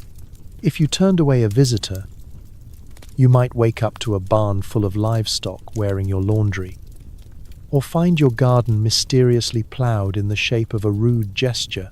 Some pranks crossed the line from playful to pyrotechnic, and a surprising number involved turnips as weapons. Yes, turnips. Hop over to Scotland and you'll find guising. Children still dress up and perform a song or poem in exchange for treats, but the stakes are high. Perform badly, and you might get an actual potato instead of candy. It's trick or treat with a talent show twist, and while the treats are safer than in medieval days, beware the traditional clooty dumpling, a steamed cake so dense it could double as a doorstop or a defensive weapon. If your performance fails to impress, Travel south to Spain or Italy, where Halloween's Catholic cousin takes the lead. All Saints' Day and All Souls' Day blend feasts, family, and a touch of the macabre. In some towns, kids carry lanterns to ward off evil spirits and visit cemeteries to honor the dead. The risk here isn't so much mischief as an accidental ghost sighting, or trying to pronounce the names of traditional sweets without offending your hosts. The biggest danger? Eating too many candied chestnuts and spending the night haunted by indigestion. In Japan, Halloween has been imported as a mostly urban, mostly adult affair, with parties and parades rather than door-to-door begging. But if you do find yourself trick-or-treating in Tokyo, watch out for the crush. Crowds can reach flash mob levels, and navigating Shibuya in costume is less spooky fun and more urban obstacle course. Pro tip: elaborate costumes may look great, but they're a liability in a crowded subway station. Down in Mexico, Dia de los Muertos takes over. It's not Halloween, but it does involve face paint, candles, and the potential for sugar overload. Here, the greatest hazard isn't pranks, it's the sugar skulls. Eat too many, and you'll learn why the skeletons are always grinning. Altars for the dead are adorned with treats, but helping yourself without permission might get you haunted, or at least yelled at by an abuela with a broom. Even in Australia, where Halloween is a relatively new import, the tradition has its own risks, mainly explaining to confused neighbors why you're dressed as a zombie and asking for candy on a perfectly warm spring night. If you're lucky, you'll get a few pieces of chocolate. If you're unlucky, you might get Vegemite toast, a treat that's both uniquely Australian and uniquely terrifying to non-locals. Everywhere you go, trick-or-treating is a night of tiny, delightful dangers, whether it's firecrackers in Ireland, crowd chaos in Japan, or just the threat of mystery food in your bucket. Halloween proves the world over that a little risk is part of the fun. So wherever you roam, remember, be polite, accept the treat, and keep your eyes open for flying turnips. Sleep well, global ghouls. After everything you've learned about the dark history of trick-or-treating, it's time to ask the big question. Would you actually survive a night of old-school Halloween? Not just make it home with a full candy haul, but emerge unscathed, mentally, physically, and spiritually, from the gauntlet of poisoned sweets, flaming costumes, flying turnips, and neighborhood politics? Let's find out. Picture it. The air is cold, the moon is high, and you're standing on the threshold of a street straight out of history. There are no LED lights, no safety cones, and definitely no trunk or treat events at the local mall. Instead, the houses loom like shadowy fortresses, each one a potential source of treats or trouble. You've got your costume, which is really just an old sack and a bit of soot for dramatic effect. Your shoes are more whole than leather, but you're told that's traditional. You knock at the first door, rehearsing your rhyme. If you're lucky, you'll get a soul cake that's only slightly stale. If you're unlucky, you'll get a curse, a suspicious apple, or a face full of flour courtesy of the local pranksters. There's no telling what's behind each door. Some neighbors are generous, others are vindictive, and at least one is handing out home-brewed cider that could strip wallpaper. You've barely started and already you're dodging flying eggs, avoiding suspicious dogs, and ducking under a string of firecrackers some clever soul set up as a festive surprise. As you make your way down the street, you're navigating more than just cracked pavement. You're playing social chess. Who do you trust? Who do you avoid? And how many times can you circle back to the one house with actual chocolate before someone catches on? There's a group of older kids prowling nearby, and the rumor is they're running a full-on candy racket. Guard your stash. Hide your best loot in your sock. And remember, sharing is for people who don't mind losing all their caramels. And then there's the weather. It's either raining sideways or so cold you can't feel your ears. Your only defense against the elements is your stubbornness and the faint hope that a haunted house with an actual roof lies somewhere ahead. Along the way, You risk slipping on soap-slick steps, tripping over pumpkins, or catching your ghost sheet on a rogue jack-o'-lantern flame. You can almost hear your modern self begging for a helmet and a reflective vest. If you make it home, it's time for the final challenge, the loot inspection. You sort through your bag, eyeing every treat with suspicion. Is this candy safe, or just the beginning of a local legend? Should you eat the candied apple, or use it to defend yourself against whatever's scratching at the window? The real treat is knowing you survived, and maybe even managed to trade a suspicious soul cake for something with actual sugar in it. So, how would you fare? Would you navigate the ancient obstacles with cunning and courage, or fall victim to the first badly disguised potato masquerading as a treat? Would you rise to Halloween glory, or simply become another cautionary tale whispered on chilly October nights? No matter your answer, take comfort. The greatest trick is that most people made it through, year after year, with stories to tell and only minor emotional scarring. As you drift off, congratulate yourself. You survived the night, at least in spirit. Sweet dreams. And don't forget to check your shoes for turnips. There's something uniquely terrifying about the phrase unaccompanied minors, especially when it comes to Halloween. In the golden age of trick-or-treating, before the rise of flashlight-toting parents and buddy systems, children roamed the night like a lawless pack of candy wolves. For one magical evening they held all the power and none of the supervision. The result? Pure, unfiltered moonlit mayhem. Picture yourself in a mid-century neighborhood. The street lamps throwing more shadow than light. The grown-ups are all at home, distracted by neighborhood gossip or a particularly gripping radio drama. Meanwhile, every kid for 10 blocks is loose on the streets, unsupervised and slightly sugar-crazed. No one's texting home to check in. The closest thing to GPS is someone's older brother promising to keep an eye out. He won't. As the youngest member of the crew, you're both terrified and thrilled. Your makeshift costume is already falling apart, and your candy bag is heavier than your sense of self-preservation. Together, your group roams from house to house, yelling trick or treat at every porch, sometimes even at houses with the lights off, just to test the limits of neighborly patience. What starts as innocent fun quickly escalates. There's no adult to intervene when someone suggests cutting through the old abandoned lot, or when a daring soul decides to swap the candy bowl at Mrs. Jenkins' house for a handful of her prized roses. Boundaries blur and dares pile up. Who can ring the most doorbells without getting caught? Who's brave enough to sneak past the haunted house on Elm Street? And who can successfully trade 3 hard candies for something that doesn't taste like sadness? There are unwritten rules. Stick with your group, never abandon a friend, and never, ever accept homemade taffy from the house with the crooked mailbox. You keep an eye on the older kids, who operate with military precision, organizing candy raids and elaborate escape routes. You try to mimic their confidence, but deep down, you know that the true enemy is neither ghosts nor rival gangs, but the lurking threat of getting caught by a roving parent on patrol. Of course, unchaperoned kids are magnets for trouble, and trouble is everywhere. With no adult voice to urge caution, there's always one dare too far, jumping the neighbor's fence, racing through backyards, or testing the limits of your homemade vampire fangs by biting into something dangerously chewy.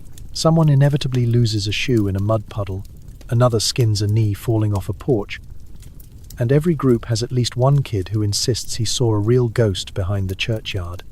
The stories grow wilder with every retelling, and yet there's something magical about the freedom. With no adults to hover or manage every move, you feel invincible. You run harder, laugh louder, and convince yourself the night belongs to you. For better or worse, you make your own choices and your own mistakes. When the moon is high and your candy bag is full, you sneak home, exhausted but triumphant, your brain buzzing with sugar and secret pride. Today, things are different. There are rules, routes, and reflective tape, supervision everywhere.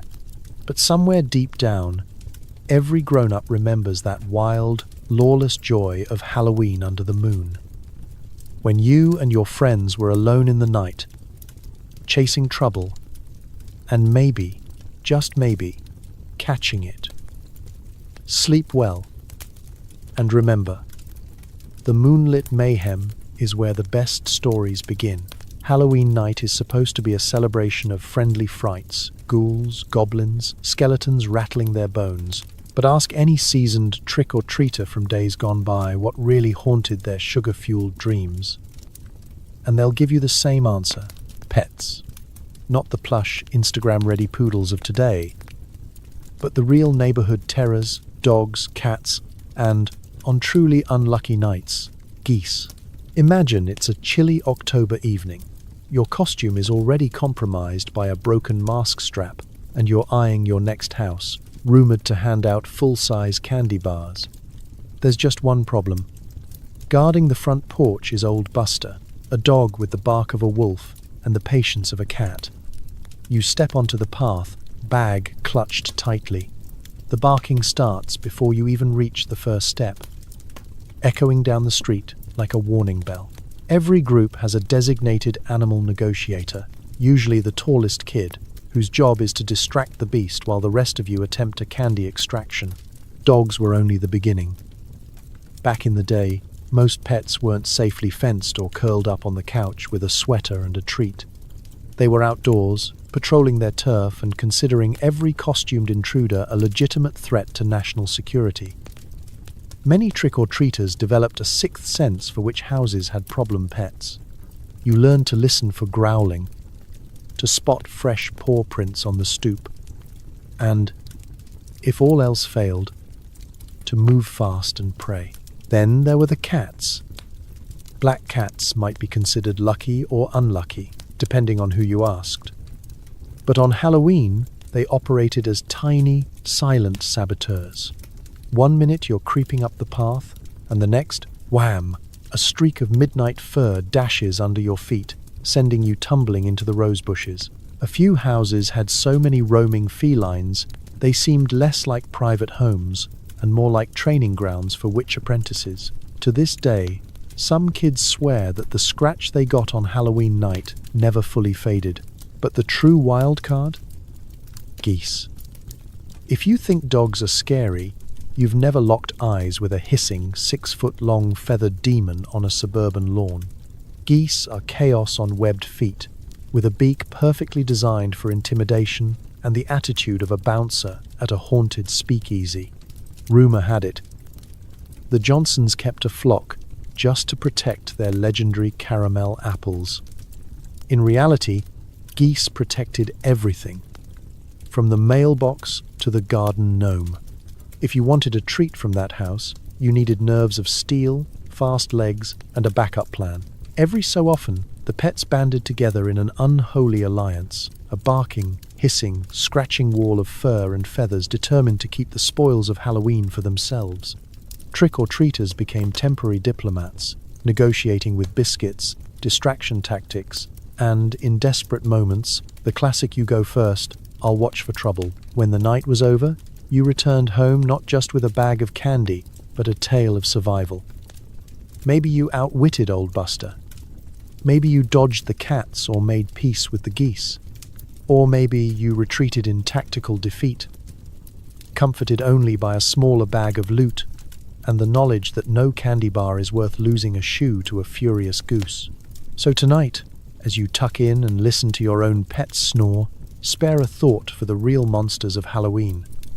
The ones with 4 legs, sharp teeth, and a sixth sense for kids in costume. Sleep well, and may your dreams be free of feathers, fur, and fangs. Halloween, for most, is a night of innocent, fun, friendly costumes and a legally acceptable amount of sugar. But for those who ventured onto the shadowy sidewalks of years past, there was one threat more terrifying than ghosts, more cunning than witches, and certainly more motivated than anyone in a store-bought pumpkin suit: the Halloween candy thief. Because nothing says seasonal drama quite like losing your hard-earned loot to bullies, bandits, and the legendary pillowcase heists. Let's start with the basics. You spend all night braving dogs, dodging geese, and enduring the cold, just to fill your bag with the finest selection of treats the neighborhood can offer. There's a hierarchy to the haul, king-size bars at the top, dubious caramels somewhere near the bottom, and a mysterious collection of hard candy in every color except edible. But just as you're basking in the glow of a successful candy run, a shadow looms. The older kids, Halloween bullies, have always been a breed apart, armed with oversized pillowcases, and the confidence that comes from having survived several Halloweens already. They prowl the streets in packs, seeking out anyone smaller, slower, or foolish enough to walk alone. Their methods vary. Sometimes it's a direct demand. Hand it over, or we'll turn your costume into confetti. Sometimes a subtle shakedown. Nice bag. Be a shame if someone dropped it. And sometimes it's the old surprise tackle and grab. No treat is safe, no trick too dirty. It's not just brute force either. Some of the best candy bandits are master strategists.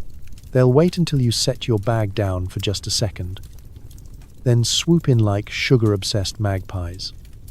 Others operate with a sense of ceremony, declaring a candy tax on anyone who dares cross their territory. If you ever lost half your loot between Maple and Cedar Streets, you learned the hard way. Always carry 2 bags. One decoy, one real. There were urban legends about the pillowcase bandit, an older kid, sometimes said to be a high schooler, sometimes a ghost, who could strip an entire block of candy in a single, silent sweep. If you heard footsteps behind you, you walked faster. If you saw a flash of white pillowcase in the shadows, you clutched your stash like your life depended on it.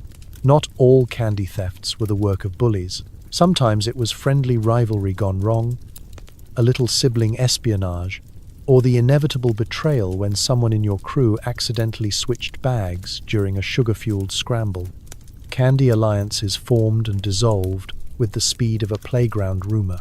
By night's end, your original haul might be unrecognizable, traded, pilfered, or redistributed according to the mysterious laws of Halloween economics. Home offered little refuge. Parents, with a practiced nonchalance, would inspect your candy, confiscating anything too suspicious, too sticky, or just suspiciously close to their own favorites. Siblings would stage midnight raids, filching the last chocolate bar while you slept. Some families instituted official candy banks, with deposits and withdrawals closely monitored, and late fees paid in licorice. Yet somehow, despite all the risk, the best candy always tasted sweeter when it survived the night. Those who endured the heists, the bandits, and the bullies gained not just a story, but a badge of Halloween honor. Because at the end of it all, every survivor knew you hadn't truly trick-or-treated until you'd outwitted, outrun, or at least negotiated the candy thieves of October. So tonight, as you drift off, guard your pillowcase and sleep lightly. The candy bandits are out there, waiting for next year. When you think of Halloween pranks, you probably picture mischievous kids with toilet paper and a dream. But here's a secret. Sometimes, the biggest troublemakers were the adults. Long before HOA bylaws and neighborhood Facebook groups kept everyone in line, grown-ups with a score to settle used Halloween as their personal night of mischief. After all, nothing says community spirit quite like getting even under the cover of darkness and a really unconvincing mask. Picture this. It's the late 1940s. The war is over, everyone's back home, and there's just enough prosperity to stir up a little old-fashioned rivalry. Maybe your neighbor mowed his lawn 2 inches onto your property. Maybe Mrs. Ellis still hasn't returned your best casserole dish. Or perhaps the guy down the block let his chickens loose one too many times. Grudges, big and small, lingered like the scent of last year's jack-o'-lantern. Halloween night was the perfect time to even the score. With plausible deniability and a bag of tricks, that would make a playground bully blush. Adults could be surprisingly creative in their vengeance. Lawn furniture was rearranged, sometimes elegantly, sometimes atop a garage. Flower beds were accidentally trampled or replanted with rubber snakes and an aggressive amount of onions. Porch steps were greased with soap, making the morning newspaper run a true test of balance and dignity. If you really wanted to send a message, you might borrow a prized garden gnome and leave a cryptic ransom note. Or, if you'd had a little too much homemade cider, stage an impromptu witch's trial for the neighbor's scarecrow, complete with public dunking. Of course, some tricks went too far. There are stories of rival families swapping house numbers, causing weeks of male chaos. One legendary feud escalated until both sides woke up to find their entire yards swapped. Plants, decorations, even the "Beware of Dog" sign. Paint mysteriously appeared on sheds, and more than a few porch pumpkins met their end at the business end of a grown-up's frustration. It wasn't always about hostility. Sometimes, adult tricks were a weird form of courtship or friendship. A hopeful bachelor might spell out a proposal in shaving cream across a sweetheart's window, only for it to freeze solid by morning. The town jokester might help a neighbor redecorate by turning every bush into a ghost with bedsheets, preferably before a big church event. And every community had at least one prankster whose preferred Halloween tradition was convincing new residents that their house was built on a haunted turnip patch. Naturally, not everyone found these antics charming. There were plenty of red-faced confrontations, angry phone calls, and, occasionally, police reports that read like rejected sitcom scripts. But for the most part, these pranks operated under an unspoken agreement. What happens on Halloween stays on Halloween, unless, of course, someone put your wheelbarrow on the school roof. Then, you had bragging rights for a year. Over time, adult mischief faded into legend, replaced by safer, sweeter traditions. But the stories linger. Tales of the Great Chicken Swap of '52, or the time someone dressed as the mayor and gave out parking tickets to every Ford in town. If you look closely, you can still spot a gleam of mischief in the eye of the neighborhood's oldest resident, the one who always runs out of candy first. So, as you tuck in and think of pranks past, remember, Halloween isn't just for kids. Sometimes the adults are the scariest tricksters of all. Sleep well, and keep an eye on your lawn gnome. Halloween night carries an air of mystery, even in the modern world. But if you think the biggest fear is running out of candy, you haven't met the real witching hour.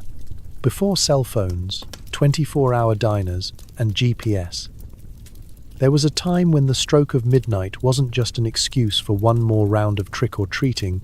It was the signal for every self-respecting mortal to head inside, lock the doors, and hope they made it to morning. Because for centuries, midnight wasn't just late, it was dangerous. Picture yourself in a small, lamplit village in the heart of October. There are no streetlights, only the soft glow of jack-o'-lanterns and the occasional lantern swinging from a porch. The darkness feels thick and full of possibility. The stories told by firelight all year, about witches, spirits, and things that go bump in the night, suddenly feel very real. It's not just your imagination. Tonight, the boundary between the living and the dead is believed to be thin enough for almost anything to slip through. Curfew, if it existed at all, was set by the clock's chime and the collective shiver that ran through the village as the hour approached. Children were ushered home, teenagers warned not to linger, and even the bravest adults made excuses to be indoors. The consequences of ignoring the midnight rule? In some places, it was a sharp tongue lashing from your mother. In others, it was a threat of much more: spirits wandering the streets, fairies seeking mischief, or witches looking for company. The phrase "nothing good happens after midnight" wasn't just a saying, it was a survival strategy. There were rituals to protect yourself. Doors were locked, windows shuttered, and a few households sprinkled salt on the threshold for good measure. Some families left out food or coins for passing spirits, just to ensure they moved along peacefully. If you happened to be caught outside at midnight, local wisdom held that you should walk backward to confuse evil, carry iron for protection, or, in a pinch, recite a prayer to cover all your bases. Whether these tricks worked was up for debate, but nobody was eager to test them. Supernatural fears weren't just a children's game. Adults had their own stories. A neighbor who vanished on Halloween night, a shadow seen crossing the fields, mysterious footsteps echoing down empty lanes. Some tales had roots in real events, unsolved disappearances, strange illnesses, or animals acting odd at the stroke of 12. Over time, these incidents grew into legends, and legends into warnings, all serving the same purpose. Get inside and stay there. Even as times changed and electricity tamed some of the darkness, the tradition of the midnight curfew lingered. Parties and pranks wrapped up early. Trick-or-treating had a hard stop. No exceptions for latecomers, or especially stubborn teenagers. Halloween's real witching hour became a natural endpoint, a collective agreement that the world belonged to something else after midnight.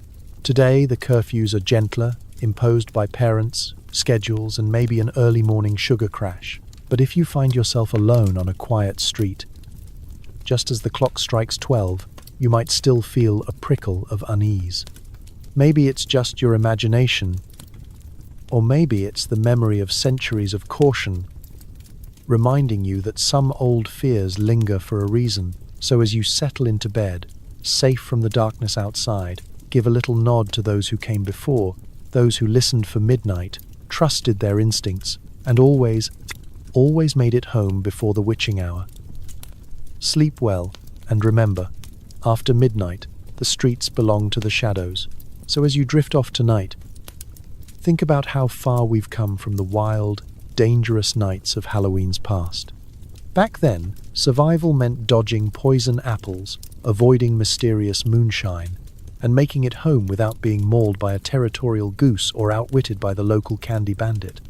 You didn't just need a costume, you needed street smarts, fast feet, and possibly a working knowledge of first aid. Somehow, entire generations of kids survived Halloween with little more than a threadbare pillowcase and a healthy fear of homemade fudge. Parents didn't just worry about too much sugar, they worried about actual, literal danger, candles, razors, angry neighbors, and the occasional vengeful spirit. Trick-or-treating was never just about the candy. It was a test of courage, wit, and how well you could hide your stash from the neighborhood bully. But through all the chaos, accidents, and absolutely bonkers urban legends, people kept going out year after year. They huddled together on dark porches, swapped stories about near misses, and the one time someone really did get chased by a dog the size of a small horse. And they laughed even as they compared scars, because surviving Halloween was an achievement in itself. So tonight, as you settle into your safe, comfortable bed, no rotten apples, no haunted outhouses, no threat of vengeful pranksters, take a moment to be quietly grateful. Be grateful for store-bought candy, LED flashlights, neighbors who hand out fun-sized chocolate bars, and a world where the scariest part of Halloween is running out of mini Snickers. Maybe whisper a thank you to all the stubborn, scrappy souls who turned a night of chaos and danger into the tradition we love today. Because history might be weird, dangerous, and occasionally ridiculous, but it's also proof that people are endlessly creative, a little bit reckless, and always ready to find joy, even in the middle of the darkest night. Sleep well, and happy haunting.